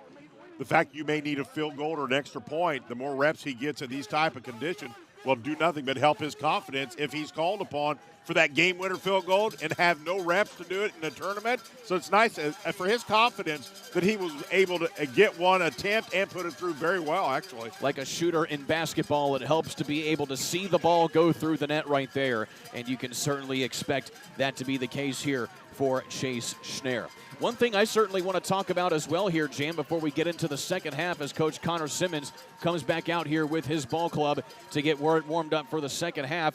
Cascade is going to be moving conferences here in a couple of seasons. By 2025, Cascade will actually be joining up with South Putnam's county rival North Putnam in a brand new conference along with the five leaving Sagamore Conference teams. The reason why, of course, is because of the change-up for the Sagamore Conference with some of the smaller schools there wanting to move into a new conference. And, of course, Cascade, still young in the Indiana Crossroads Conference, going to be moving again along with North Putnam. So there's a lot of change on top of the culture that Connor Simmons has been building here at Cascade. Yeah, you and I have had Cascade multiple times now, and you can just tell the body language. Players love playing for him. You know, their body language around him and everything. It's just a team that really likes each other, really close, and loves what they do and how they do it. And that's a real testimony to his coaching style. Connor Simmons actually got his start at New Pal under then head coach Abel in 2009. That was before Kyle Ralph took over the juggernaut at New Palestine over on the east side of Indianapolis. And he certainly takes a lot of interesting pages from Coach Abel in particular. One, of course, weight room competitions. He makes weightlifting a competition for his particular student athletes to try and push them that much further to be prepared for their opponents week in and week out. Well, listen, we used to years ago talk about, well, they got a really good weight program. It's not an option anymore. If you don't do it, everybody else is. So it's kind of like a must type thing, and you've got to have a weight program that helps your players get stronger, and maintain as well during the football season. Listen, last thing you want to go do is after you've had a hard practice go lift weights, but it is important for your conditioning and what you've accomplished in the offseason. So anymore, it's an absolute must to have a good weight program to help all your programs. Listen, we can both cover basketball. Look at the strength you see now in basketball. Absolutely. It's a different level because of weight training. And then finally, Jan, I certainly want to make a mention of this as well. Obviously, we mentioned it was senior night here for Cascade. Well, Cascade was absent one senior this evening, and that was senior number 60, Ryan Bell, who was tragically killed in a car accident right near the beginning of the season for Cascade. And he was honored tonight, along with the rest of his senior compatriots, his mother carrying his jersey, number 60. As you can see right there, hanging on the bench at his spot. It is certainly a somber season for Cascade that they've really been able to put together some success this season, not just for the community here, but their fallen teammate. No doubt about it, and what a tribute they gave him here tonight, and rightfully so. Just tragic, and the fact he had representation here and the ovation that he got. It's not a substitute, but it sure is gratifying that you get that type of warmth. And I'm going to say it again. You and I have been to Cascade multiple times, and it's such a close-knit community. Every time I come here, everybody's just so friendly. We don't always get that. So when you come to places that are super friendly, it's a welcome deal. So Ryan's presence certainly here amongst his fellow student athletes. Ryan Bell killed earlier this year at the age of 17. His presence has been ever present indeed for this Cascade squad. Meanwhile, we go into the second half here on the ISC Sports Network. Again, Jan Bozier, Kurt Darling here. Jan, 2 more quarters of play here to go here in the regular season. Well, South Putnam, let's see what adjustments they may have made at halftime. And listen, Cascade may have made some themselves. While they certainly played well, you're never satisfied until you reach perfection as close as you can get. So it's always interesting to me to see the strategy and what coaching changes may have taken place at halftime. And let's see if we see it in the offensive side or the defensive side. 20 yards of total offense for South Putnam in that first half. Wow. That is compared to Cascade's 285 all on the ground. And the thing now is Cascade's going to get the ball here first. So if I'm Cascade, what's the obvious? Guys, remember that drive we put together? That would be a killer if we could replicate that and put another score in and put them down multiple scores. So that's what Cascade talked about, guys. Execution, execution. South Putt goes, listen, guys, we have got to do a better job of tackling here because they can ill afford to go down 3 or 4 scores. Time of possession has been a huge friend tonight of Cascade. South Putnam, again, has only run about 15 total plays on offense, as opposed to 3 times that by Cascade in that opening half. So 24 minutes of football left to play here in the regular season before we get to sectionals. It's do or die now here for these squads to come away with a good result to end the regular season. Listen, I think we're going to have a real exciting half. I mean, South Putt has to come out with a sense of urgency here. Let's see what we do, Kurt. Short end over end kick. It's going to be touched there and pushed out of bounds that time by Cascade, and that was Tyler Hedge there on the return for no gain. So that wipes 3 seconds off the clock here, but still Cascade now going to try and put even more up here on South Putnam. And as you mentioned, Jan, it could be an interesting second half depending on what South Putnam has in their arsenal. So if you're Cascade, this is a pretty big drive to at least keep them at arm's length. It's a big drive for Cascade, and it's a big defensive series. We're going to look back. I always feel like the first 5 minutes of the first half and the first 5 minutes of the second half are sometimes very indicative of the way this game may go. So let's see who wins that first 5 minutes. Doesn't always mean you're going to win, but how do you come out of halftime? Well, Jan, the rain started right at opening kickoff, and guess what? It has started again right here at opening kickoff of the second half. Quick handoff again up the gut to Caden Clements, and he's able to push forward for a gain of 3. A better job of clogging the hole that time was South Putt. That's a play that, boy, Cascade just had their way with early, Kurt. There you see the defensive unit for South Putnam again. That's a unit that has only allowed 11 points per game all season, and they've allowed 10 in that first half there too at Cascade. As we take a look at this run again. Yeah, just a quick dive up the middle. He kind of scoots outside to that left side. But the key there for South Putt is they had some penetration, something they have not had a lot of defensively. Going right up the gut quick again. How about that? 2 in a row. And no gain again as well for Caden Clements. Aiden Beatles, as well as some help from his front line there. Listen, I'm thinking a defensive coach or the head coach or both had a little conversation about getting off the ball defensively, and here's 3 in a row. 3 straight stops on defense there by South Putnam. They want to get their offense on the field as quickly as possible. Yeah, it's now or never. It's flat out, and that's how you have to look at it. While there's certainly a lot of time to be played, as a player, your mindset has to be now or never to execute. 4th down here for Cascade. And they may be trying to get South Putnam to jump. You got to be smart here. Defensively, you have got to be talking to each other. Listen, do not jump. Do not jump. That's all about talking on defense. So Brady Trebley holding for now. As the play clock winds down to 1 second. And they're just going to take the delay of game penalty here. Yeah. And the officials even gave the coaching staff of Cascade 1 extra second after it was hit 0 before blowing the whistle. And so this will back Cascade up and give a little bit more room here for South Putnam as they'll go back and punt coverage. Well, listen, a little victory. I've always said broadcasting, there's little victories in football. And this is really one of the first big victories for South Putt's defense is to hold that running game. Now let's see if they can turn that into special team. And will Cascade get a good punt off here? Schweitzer, Beatles, and Nichols, the big players there on defense for South Putnam. So Hodges gets the punt away this time for Cascade, and that takes a neutral bounce right at midfield before it stops short at the 49-yard line. Jan, South Putnam has excellent field position here for their first drive of the second half. That's just football 101. Have your defense do their job, hold the offense, then have they didn't get a punt return. Still, you'll take the ball at midfield any day of the week to start this drive. So let's see if that little momentum they accumulated on defense transfers over to their offense, Kurt. Mullen will go on the ground this time to his running back Harcourt. And he's able to push forward for maybe a gain of 2. Well, they're really trying. We talked about it in the opening that certainly while they pass a little more than they run. They certainly do, but the running game is really key for them to stay balanced. When they're balanced, they're very good. So Mullen with the hard count again as he'll call a quick audible here for his team.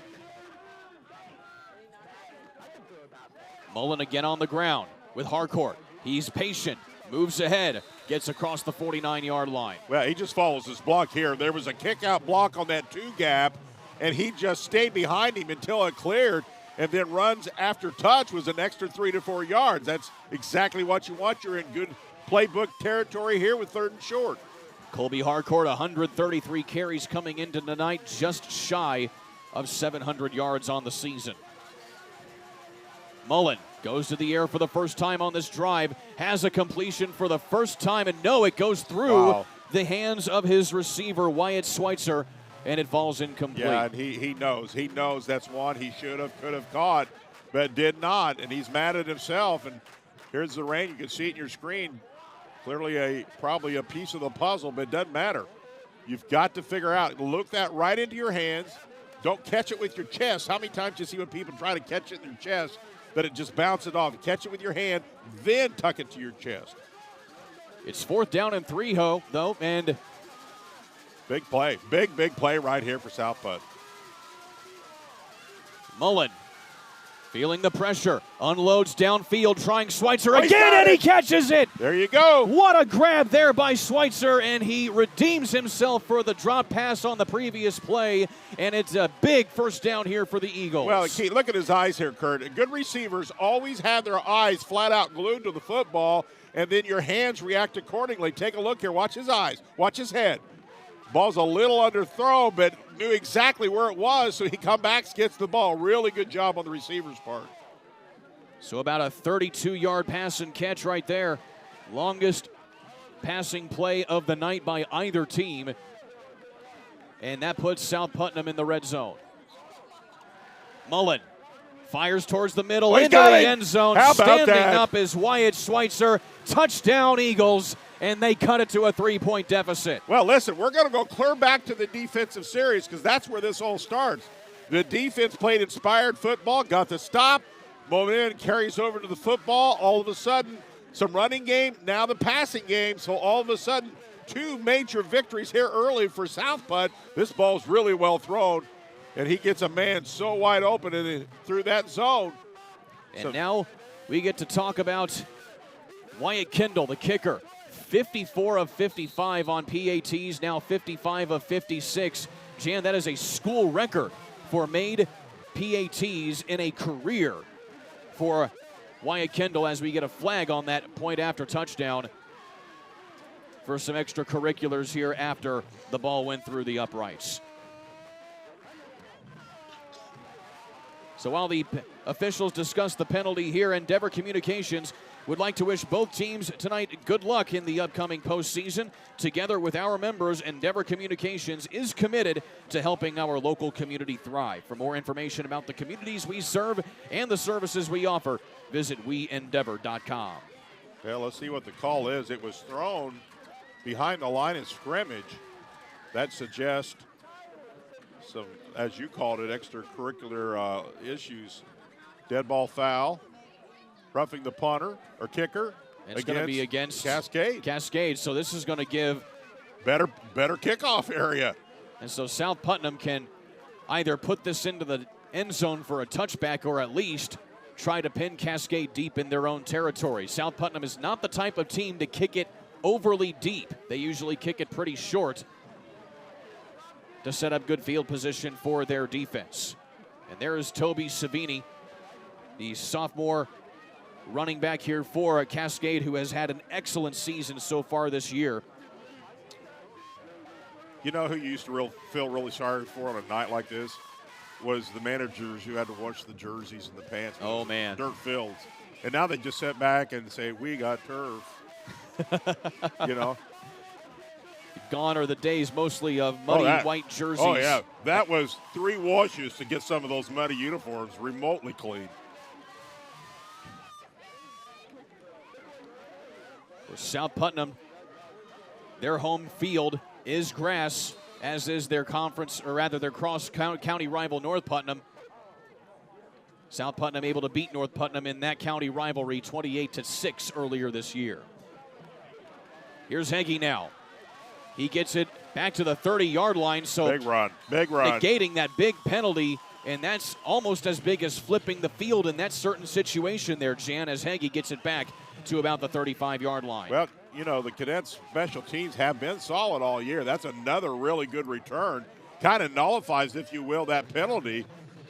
And so they'll get decent field position. But the key now is this is their second opportunity in this second half. They got to be a little more crisp in their offensive set this time. South Putnam has ramped up the pressure as the rain starts falling even harder again midway through this third quarter.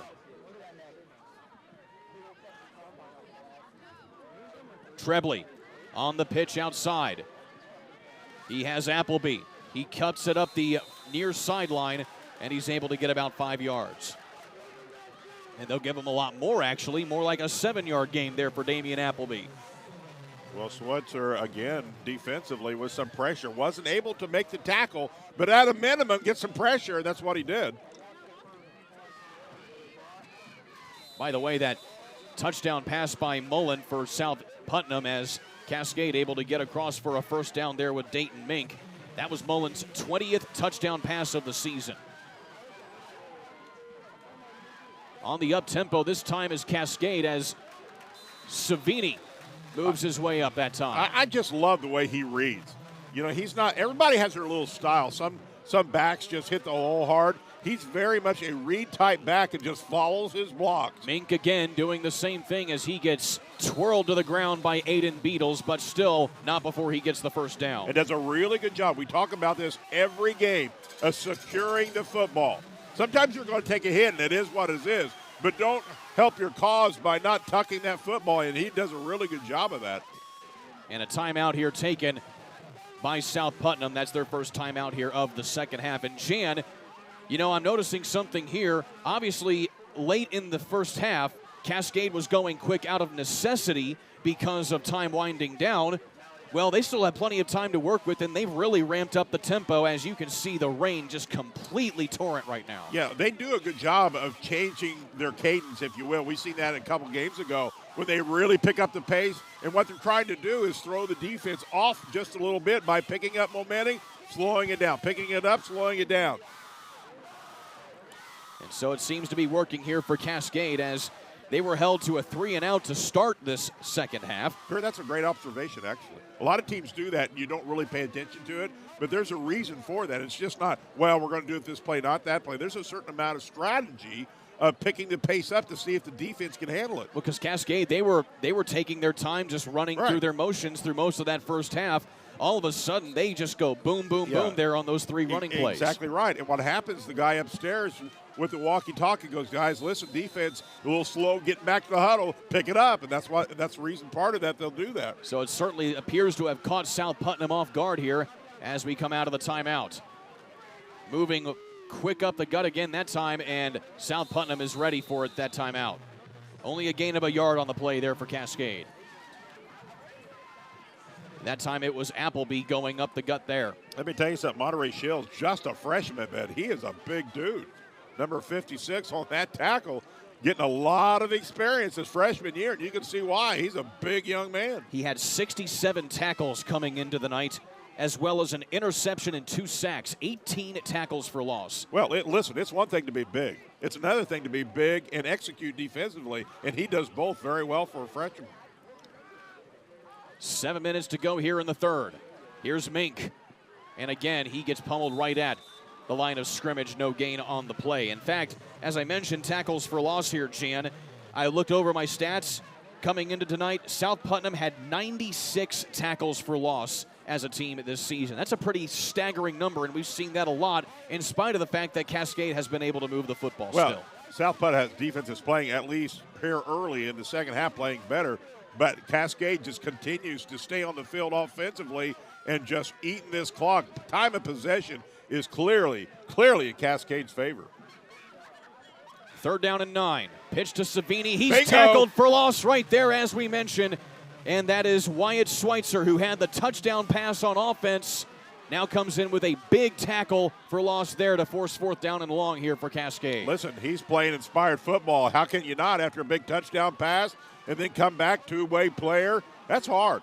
It's hard to be a two-way player. You got to be in great condition. You got to stay. The big thing a lot of times, conditioning is one thing, but just to maintain a focus when you're out there nonstop, just maintain a just type of focus that you play hard all the time. And so now Cascade has to punt the ball away here. Hodges late getting into the lineup, but he's able to get it off. And Beatles nearly gets a hand on that one, but it'll take an excellent bounce, and what a well-executed punt there by Caden Hodges to put that inside the 10-yard line. Well, South Putt's playing field position time. Let's see if Cascade, with 5:31 left in this third period of play, can put another one of those drives together and just continue to have just a 3-point lead, but more importantly, eat clock. Everybody's got to take care of the football. We're just one play away from the game change or, potential win. So everything has to be mental and just perfection. A mistake will kill either team. Probably the best punt of the season there by Caden Hodges. That is his first inside the 20 this year. So here's Mullen. Goes again on the ground with Harcourt, and he just builds up a lot of momentum and juggernauts his way forward for a gain of 5. Yeah, runs hard every play. Not a lot there, but it's not a fault of not hitting that line full speed ahead. South Putnam able to go through the air. Oh, nice tackle. Get a big touchdown pass on the previous drive as Harcourt stops short right there at the line of scrimmage, no gain.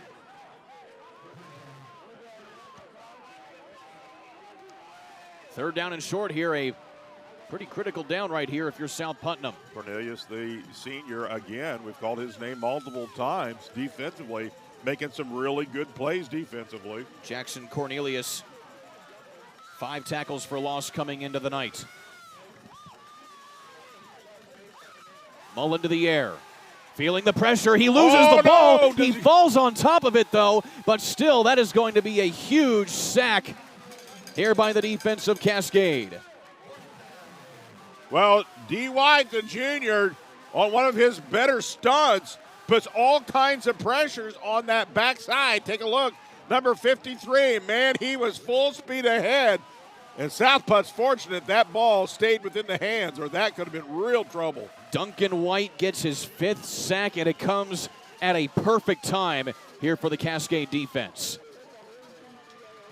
And so Schweitzer has to punt the ball away, and Savini is just going to let that one bounce, and still it'll be plus territory for Cascade when they get the ball back here with 3:49 left to go in the third. So there you have it, as South Putnam, again, they've ramped up the pressure, but Cascade has just been able to make those slight adjustments here and there, and it seems to be working here for head coach Connor Simmons. And now Coach Sorrell talking things over there with his defense as Brady Trebley comes back out here to lead this offense again for Cascade. Yeah, big drive here. Big drive. They have really good field position to start this drive. At a minimum, they want to eat a lot of clock and keep field position on their side. Trebley now to the outside and just tackled down there by Beatles in the backfield was Damian Appleby.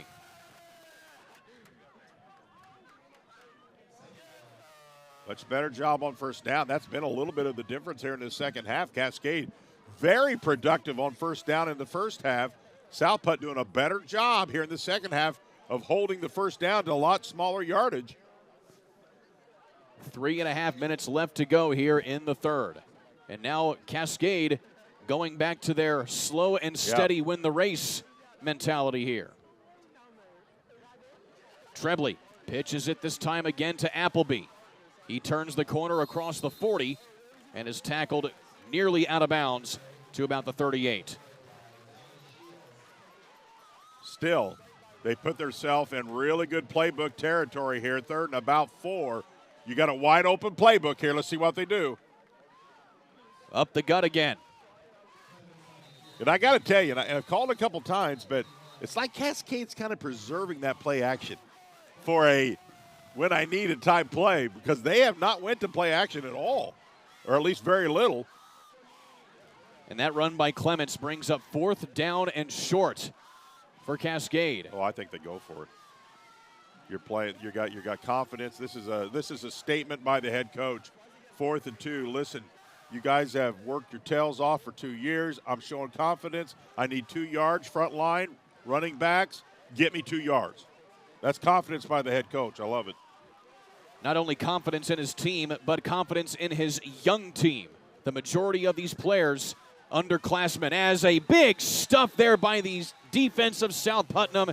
And guess who it is? Aiden Beatles, the leader on this defensive front here for South Putnam, and it's a turnover on downs. I don't know if this kid's playing at the next level or not, but I'll tell you, I'd want him on my team. And you flat out call his name every other tackle. Meanwhile, we have a player down here for Cascade. That is Caden Clements. He was the ball carrier, and he got absolutely stuffed by Aiden Beatles.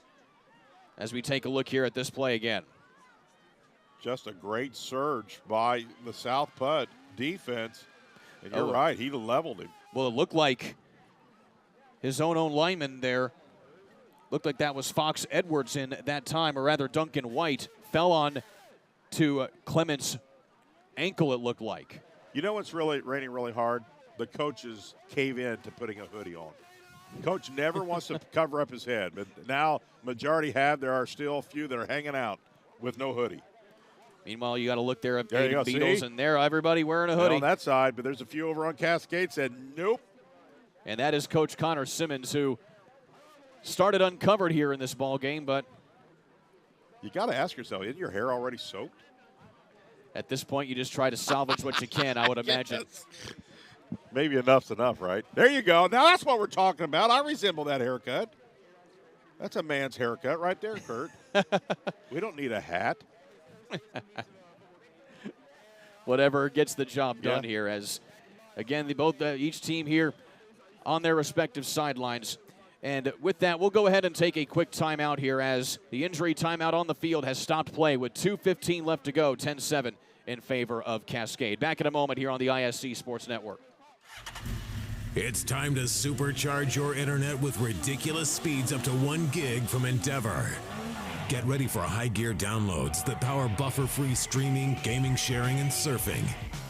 And fire up all your devices at once with reliable speeds amplified by the latest Wi-Fi equipment. Get on the fast track to a powerful online experience. Contact Endeavor and supercharge your internet today.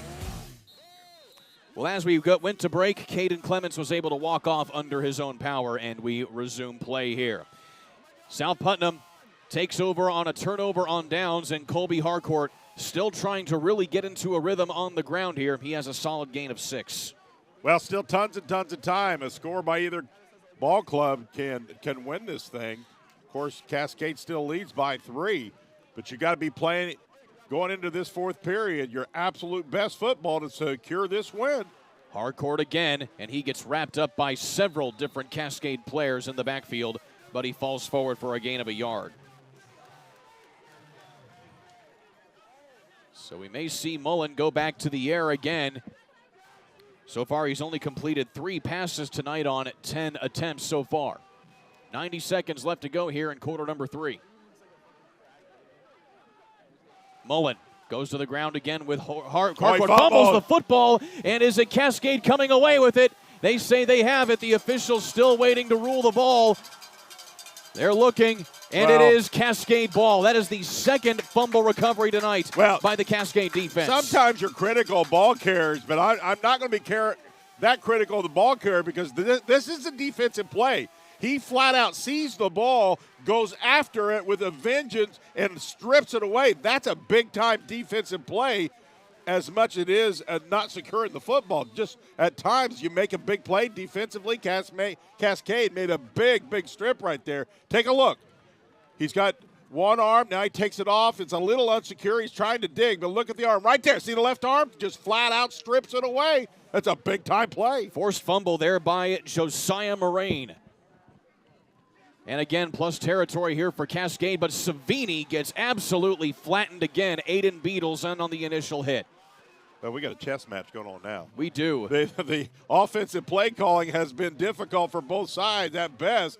Both defenses understand they just cannot allow much of anything. And I really believe both defenses are playing as well as they have all game. 2 turnovers tonight by South Putnam, both of them fumbles. And now Cascade has to get some personnel in here on offense with 10 seconds left on the play clock.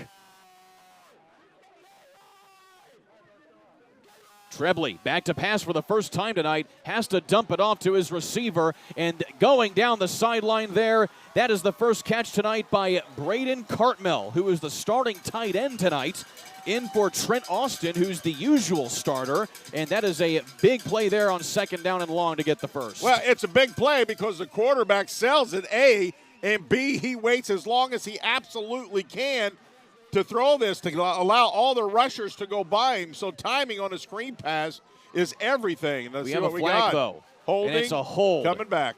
So that first pass play of the night by Cascade will be stricken from the record here, as the penalty on the holding call here by Cascade will back him up 10 yards. That's a tough one.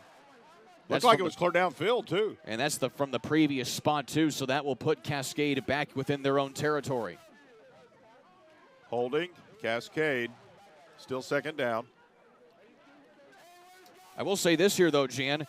Cascade had 6 penalties in that first half. They have only had one, that one right there, here in this third quarter. Well, you're going to have to play, for the most part, mistake-free football down the stretch here. While every mistake won't kill you, it's that type of game right now. It's anybody's game. So it kind of amplifies a mistake when you make it. So the clock winding down now here. Looks like they don't have to get a play off if they don't want to, but it looks like Cascade will try to do just that. Oh, nice stick. And Appleby is absolutely taken down again there by Aiden Beatles, and that'll be the final play of the third quarter. South Putnam narrows it to a 3-point deficit. It's 10-7 going to the fourth here on the ISC Sports Network. Want lightning-fast internet speeds? Choose Endeavor. Go from slow to whoa. From last to fast. And wait to great.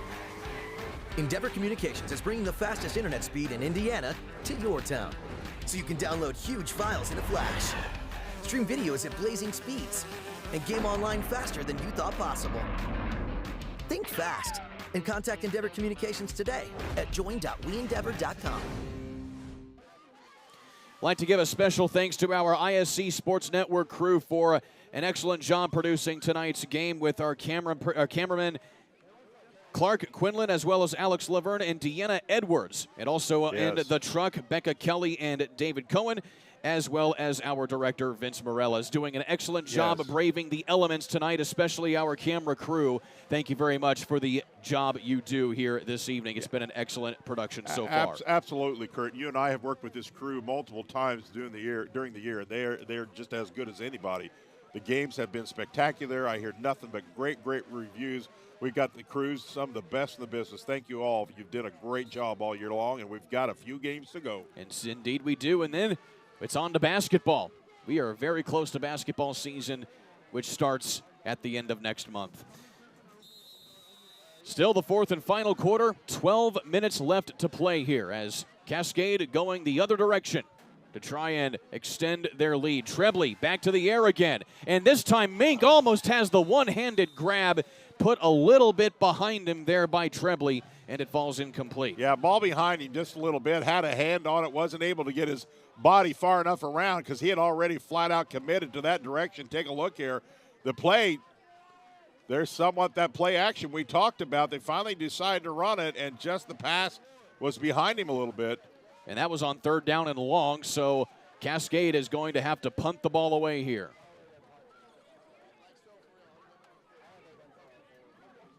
Hodges blocked by Beatles, and it's going to be picked up here by South Putnam What a play there by Aiden Beatles. He gets a blocked punt.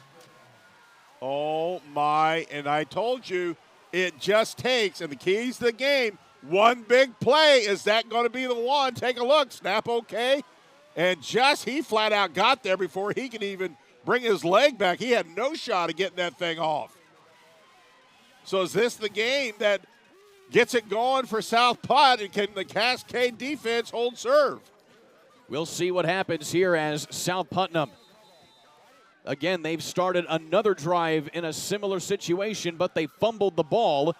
Meanwhile, Harcourt, who's back in to get a short gain right there, he fumbled the ball on the previous possession that ended South Putnam's chance to try and at least get back on top. They have a chance to redeem themselves here on this drive. Yeah, this is a double win for South Putt. Number one, the block punt. Number two, they have great field position.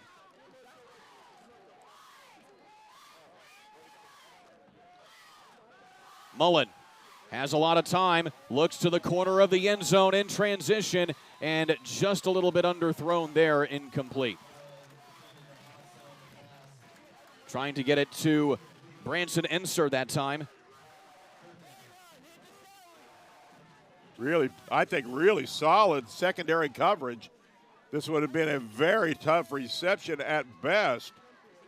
And Hobson just step for step. The young sophomore does his job, does it well. That's what you got to have. The young guy's got to produce as well now. The age doesn't matter. Mullen again the other direction has Schweitzer. He caught that touchdown pass earlier on tonight, and that is a good gain inside the 25-yard line.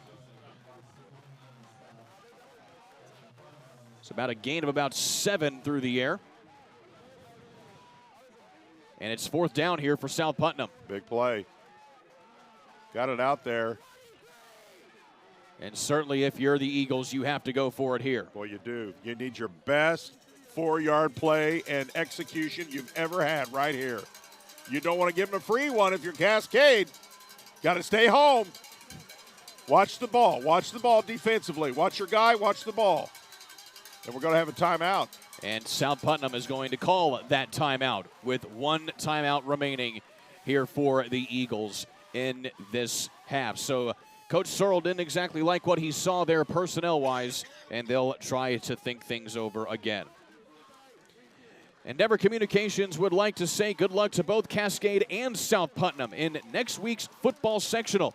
We're proud to be a part of this local event, and together with our members, Endeavor Communications is committed to helping our local community thrive. For more information about the communities we serve and services we offer, visit us at weendeavor.com. Great sponsor. Thank you, Endeavor. Once again, been a sponsor of ISC for a long while. We love you. We appreciate what you do for high school football, for the teams in this area. I know everybody appreciates it. The fans have certainly appreciated an excellent matchup here this evening. Both of these teams braving the elements and even themselves. And this is likely one of the big plays of the game here for South Putnam. To date it is. There may be more, but no question, this is a big play. Who moved? Who moved? And now we have a flag before the snap. And we'll see what the officials say here. It looks like it is going to be a false start against South Putnam. Oh, my. They said, here's the deal. Not always, but a lot of times when more than one move on the defensive side, as I've talked about throughout this game, they're watching the bodies. When the bodies move, they move. And so I did not see who it was, but that's a tough break for South Putt. Jan, penalties are never coming at opportune times, but if there was ever a time to not have a penalty, that's a killer. It's right there. Doesn't matter. Got to come up with your all-time best 4th and 9 play, South Putt. Mullen looking to the end zone, fires over the middle. Schweitzer catches it. Got it. Touchdown, Eagles. Oh, my, what a pitch and catch. South Putnam takes the lead. You flat out can't throw that ball any better than it was thrown right there, in stride, in the hands, great concentration. I'd say that's the best 4th and 9 play they've had all year. 27 yards to the end zone wow. by Wyatt Mullen. You're talking about pressure. South Putnam knew they had to execute all the time in the world to throw, and that's just perfection as far as concentration and the throw. You talk about that throw right there, threading the needle in coverage. As Kendall puts the extra point through the uprights. Just like that, South Putnam has the lead. Oh, my. Still tons of time, but they fought back. 14 unanswered points here in this second half by the Eagles. And now, if you're Cascade, you've been in control for the majority of this contest. You got to rethink a few things here with 10-20 left to go here in the fourth quarter. Well, they're doing everything right. That one play doesn't dictate how well Cascade has played. That being said, now it's their turn. They've got to have a sense of urgency about how they do. There's tons and tons of time, but now it's all about execution. Right there, South Putt executed. Now Cascade, when they execute, they've been very, very good. Mind you, Jan, all of that was set up by that blocked punt from Aiden Beatles. That's a great point. A mistake really, really got costly, and that's what you want to do. When a team makes a mistake, you want to capitalize on it. And you're exactly right. That's what they did. And there is Caden Hodges, who's the punter for Cascade. And again, he went through all of his cadence on that punt that was blocked. But Aiden Beatles, being the all-state defensive player that he is, was able to come up with a big play. Now, I mean, it's gut check time, quite honestly, for Cascade. They're more than capable. Now they have to have the mindset, we're going to do this. There's tons and tons of time. The key is no mistakes and execute. Let's see if they can do both of those. But you know, with all that momentum, South Putt's going to be coming and coming hard defensively. So now if you're Cascade, do you have an answer? They have not scored since putting a field goal on the board early in the second quarter. It's going to be picked up here by Cascade, and Savini is thrown out of bounds at about the 25-yard line. Yeah, and here's a piece nobody likes to talk about. Listen, both teams are very high on emotion right now, but you've got to play with that emotion during the play and stop on the whistle. This is a critical time, and do not allow your emotions to get carried away, either team. You just do not want a penalty right here, right now. Play till the whistle, play hard, but keep everything under control. So Brady Trebley, what does he have here leading his offense for the Cadets? 10-15 left to go, still plenty of time for both of these squads.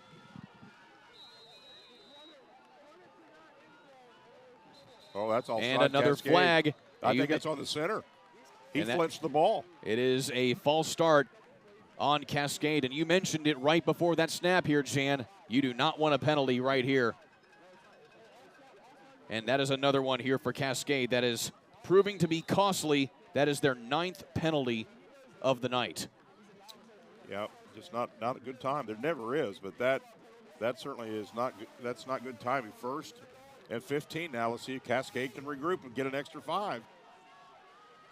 Up the gut this time. It looks like it's Mink. Now the question will come in here now. South Putt's defense against the run has been much, much better, obviously, in this second half. Well, Cascade considered throwing the ball just a little bit more. Still way early, but let's see what they do here. Cascade had 285 yards of total offense in that first half. That was all coming on the ground. So far, they are trending far less than that here midway through the fourth quarter. Trebley back to the air. Tries to fire it up. Nobody home. Looked like he was trying to get it out to Appleby, but very underthrown and an incomplete pass. Well, as we watched the quarterback there, watch how many movements he has to make. He backs up, and he's still throwing off his back foot because of the pressure. So the pressure of South Putt was, quite honestly, the difference in that pass, because he was never really able to get his feet planted and put some feet behind that pass. On the delayed handoff, Savini tries to turn the corner, but he runs right into Aiden Beatles. Now the coach is going to earn his money. This is a pretty big fourth down play here if you're Cascade. Not that he hadn't earned it all year. But they're going to punt it. Just a phrase, but he's going to say, got to play field position here. Man, you get the edge. I love it, but yeah, in my opinion, if he asked me, I would agree with him there. He wouldn't do that. It's awful deep to not get it to allow South Putt to have great field position. Watch out for Aiden Beatles. He has a blocked punt tonight. Good snap, good catch. Better protection that time Oh, wow, he got a piece of that They will let one. that send over the returner's head, and flipping the field there is Caden Hodges, a big punt there inside the 30-yard line. Now, listen, mark that down, Kurt. At 8:52, a huge punt. If this Cascade defense can hold serve here and give themselves offensively great field position, it may come back to that great punt. So unofficially here about a 52-yard punt right there by Hodges. Huge punt, huge. Let me tell you something. Special teams are so underrated what they can bring to your football club. And now South Putnam, for the first time tonight, is faced with a situation where they have to go the length of the field. Yeah, and you can't take your foot off the gas either because they want the ball. Here's How about Harcourt, that? and he goes up the gut with a big 12-yard run on first down. That's a monster play on first down. Colby Harcourt had a fumble earlier this half, but has shaken that off and is putting some confidence into his South Putnam offense. Wow, a little trap. You see both the left guard and center pull, and then the trap was absolutely timed to perfection, and all the running back had to do was just follow his blocks. Big play. Ball at the 39-yard line. Good Harcourt stuff. goes up short right there. No gain on the play.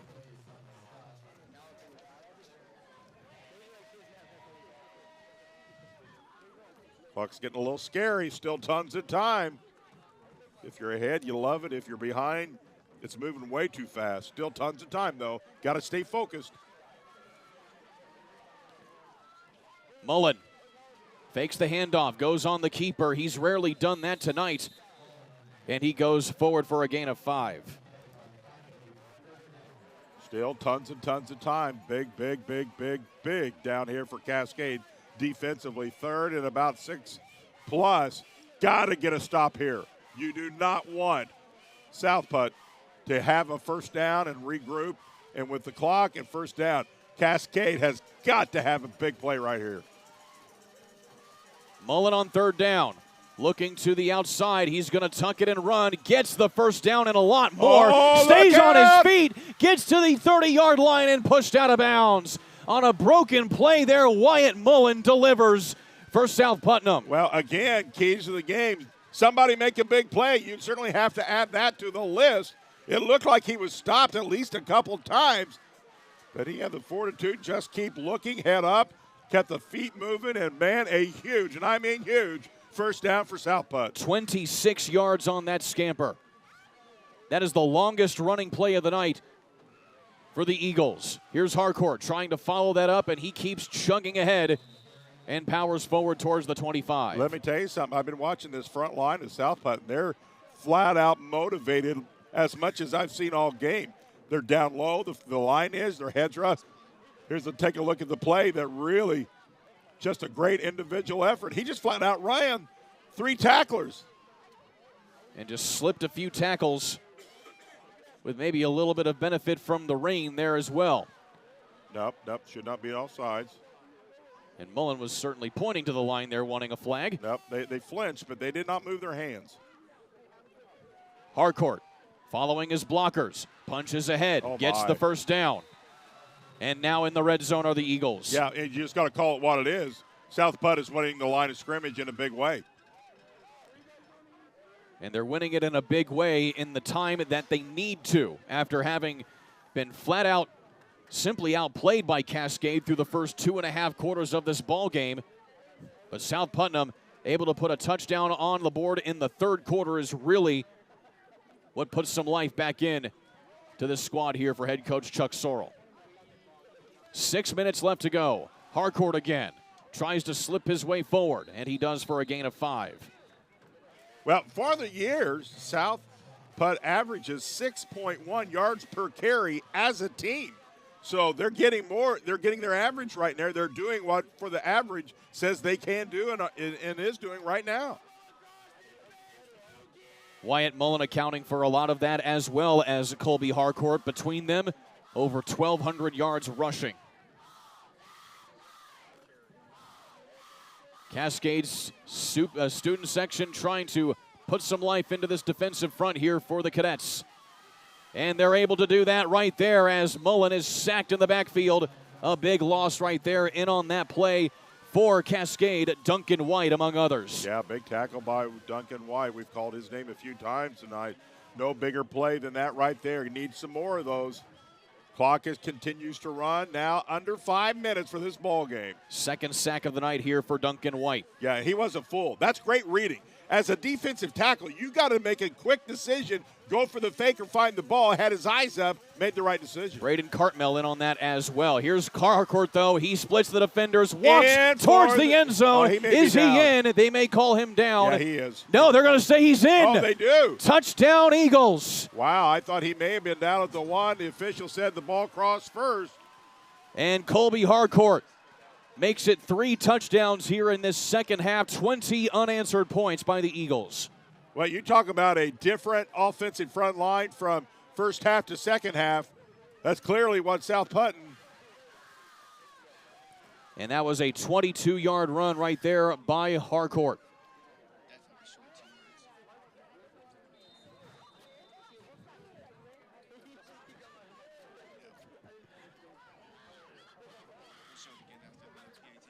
So here's the point after touchdown here by Wyatt Kendall. And they're going with a 2-point conversion here as they fumble the snap, and the try is incomplete. But it is still 20-10 here. South Putnam on top of Cascade. Jan, let's take a look at this again. Well, visually it looked like he was a little short, but honestly, I'm not so sure in the big picture that might be a better scenario, because if they're going to score, you want as much clock as you can. Here he is, and it looks like his knee goes down right there, but it's hard to tell from that angle if the ball was across. Really doesn't matter. End of the day, if you have to use 1 or 2 more plays to get that in, that's more clock. So at the end of the day, if he's going to score, you just let him score and now take the ball. You've got to have the clock. Colby Harcourt getting his 15th rushing touchdown of the year.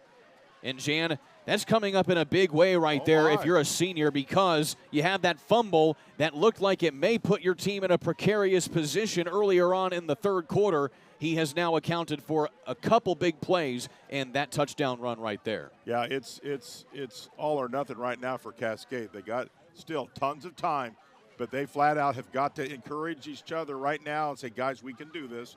Let's run this ball back. Let's execute on offense and give ourselves a chance. Ooh, that's a nasty scrape. I pulled up his shirt and I go, ooh, that doesn't look good. That's part of football. Certainly some battle wounds that you get playing the game. There's going to be a lot of players with battle wounds in this game. It's been a really good, hard-fought, clean football. Really, really nice game. A lot of fun to call. As the old adage goes, though, Jan, each player will tell you, you never go into a game 100% each week. No, not after a whole training camp, summer, now 9 games. There's a whole lot of people banged up, and that's part of football to figure out how to play through if you can. So what can Cascade do here with 4.5 minutes left? South Putnam has put up 20 unanswered points.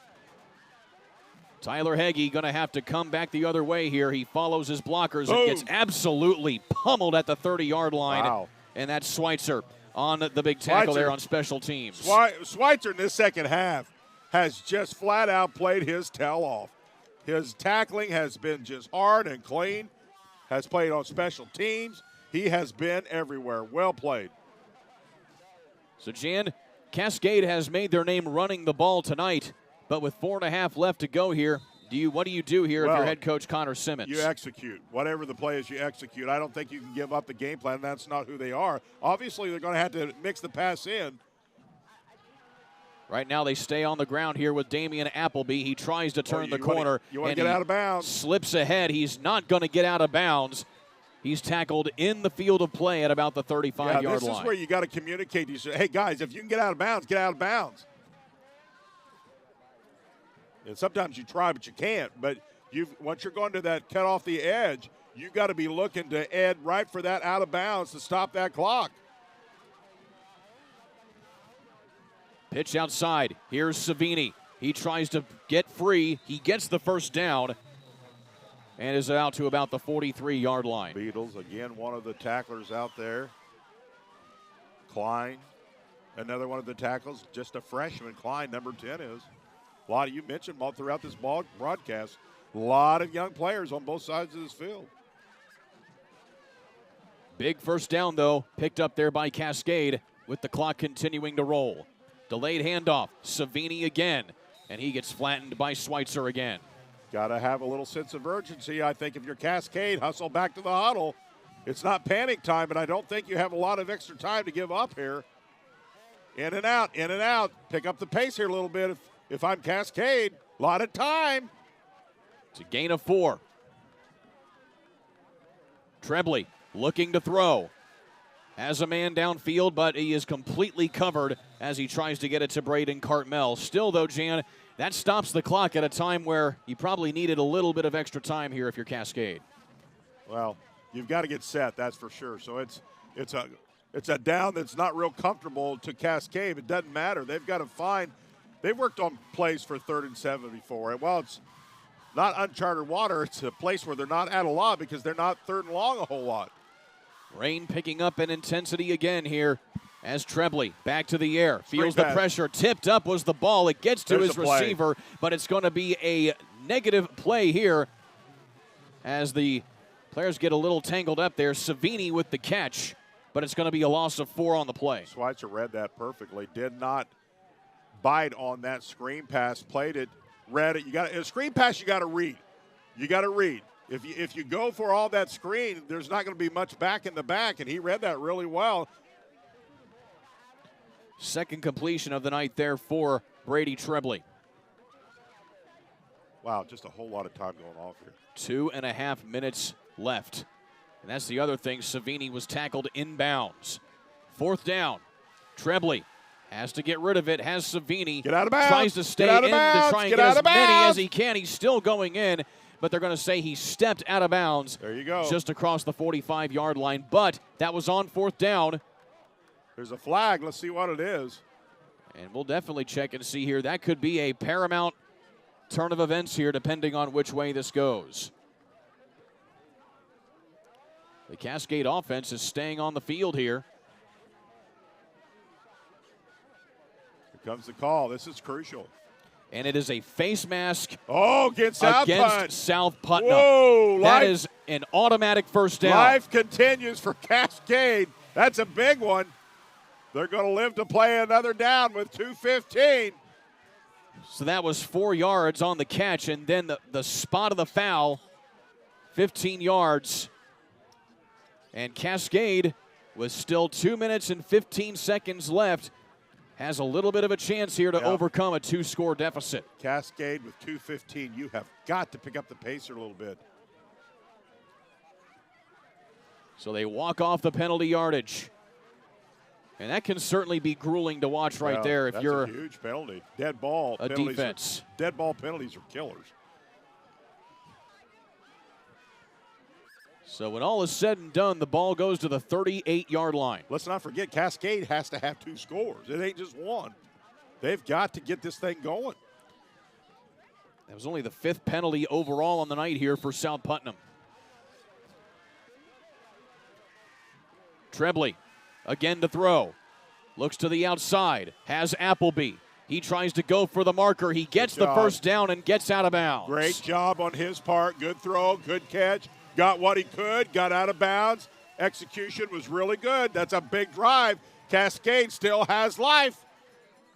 12 yards, the longest pass play of the evening here for Cascade. Still a lot of time. Every second's precious, though.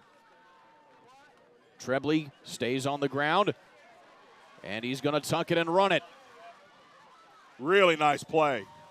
Little bit of a reverse, inside reverse. That was Savini on the carry with Trebley going out ahead blocking as the quarterback. Good play call. And again, another close to the first down play there. It's going to be a 9-yard gain. Gotta go, gotta go, gotta go. Time winding down. Trebley looking. Hit from the outside. Goes to the end zone. Toby Savini. And the Cascade cuts it to 4. Well, let's give that quarterback all times of credit. because he had the backside pressure, and I'm not sure he's seen it or not, but he stood in there to get enough on that pass to overthrow the defender. That's a lot of quarterback right there just to stay in there, take a hit, and throw that TD pass, and Cascade is still in this thing. There it is. Watch the backside. I'm not sure he ever sees that. Still, enough arm to get. Key is he's got to get it over that defender, and he does. Well executed. 15 yards on that pass and catch to Toby Savini. And this is a critical extra point. And it is put through the uprights. Got it. There by Chase Schneer. They got a shot. Now they have a shot. Jan, we have ourselves a ball game. Yes, well, we've had one all game, but I love it. Both teams laying it on the line. And that's what these coaches said. Listen, whatever it is, we are not stopping until that final whistle blows. I love it. Both teams scratching and clawing and fighting. Who's going to win this thing? Well, we'll wait and see, but clearly it's anybody's ball game. Touchdown pass number 8 on the year for Brady Trebley. Now, you talk about untimely mistakes. A mistake here really gets you in trouble. You got to execute here. Execute to perfection. Communicate. Make sure everybody knows what the count is. All those little pieces can make the difference in who might or might not win this football game. So, Jan, do you do what I think you might do here on this kickoff? I don't think you have a choice. Let's see what they say. Boy, if you give the ball to South Putt, boy, that's a little risk. I think you got to take a shot at an onside here. Give yourself a chance. But let's see what he does. Everybody knows their team a whole lot better than we do. South Putnam has all of their players forward plus their returner deep, expecting an onside kick. Well, they may be playing, hey, let's get a stop, give ourselves field position. But I'll be not greatly surprised, a little surprised if they don't onside it here. We'll see what they like to do. Good reasons for everything in football. So Chase Schneer here already has a field goal tonight, has done an excellent job kicking this evening.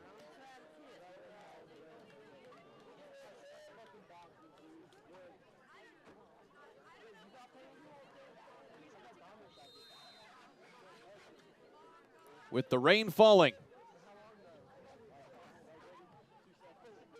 And they do an onside kick. It's up, and it's recovered by Cascade. Cascade recovers an onside kick, and they have the ball at the 49-yard line. Well, let me tell you something.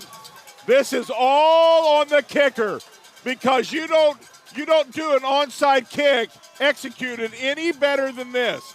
You want a couple hits to the ground and hope it pops up. Now, obviously, a lot of credit to those guys being aware, but listen, that right there goes to that young right there. That could not have been executed any better for an onside kick. Really one of the best I've seen all year. How about that? Watch it here. Chase Schneer. See, you want it to hit the ground and pop up. And then Bingo, look at right that. There. Hodges comes up with the recovery. It doesn't get better than that.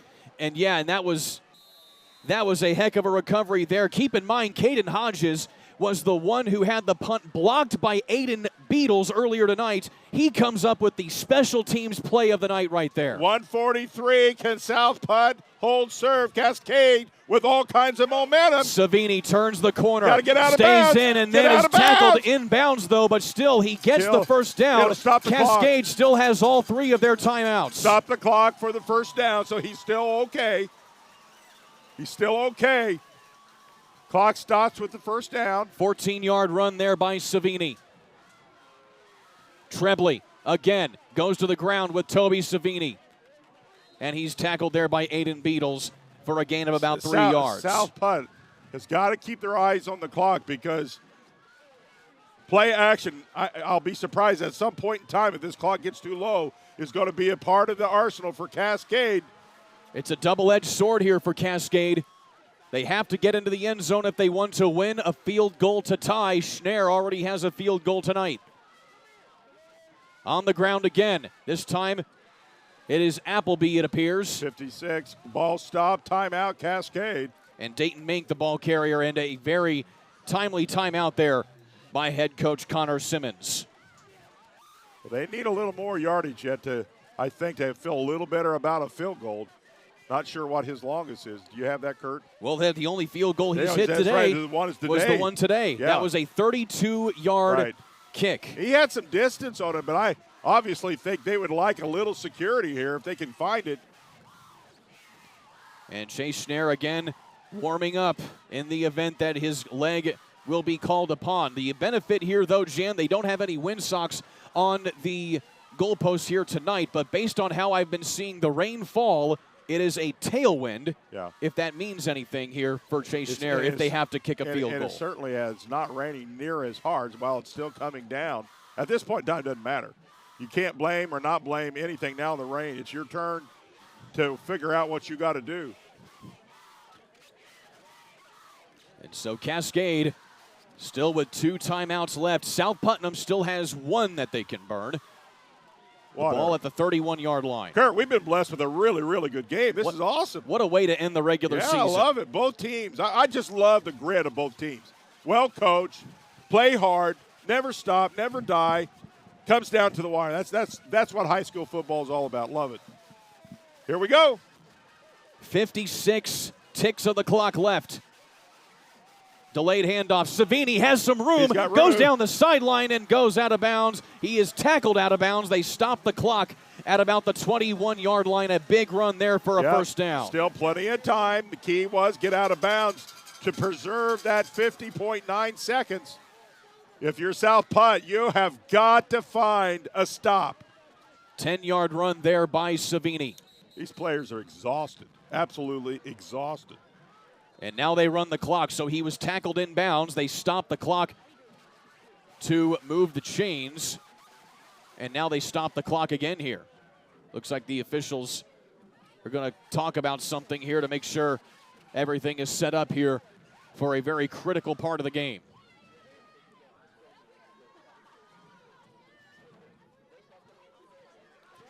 So the officials coming over to talk with Coach Connor Simmons. Gotta leave it alone. And they're going to leave it. Oh, maybe not.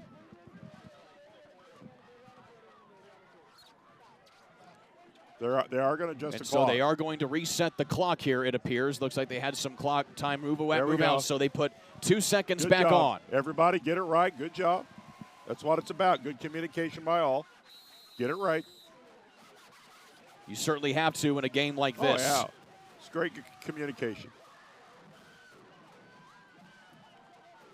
Everybody on their feet here at Cadet Stadium.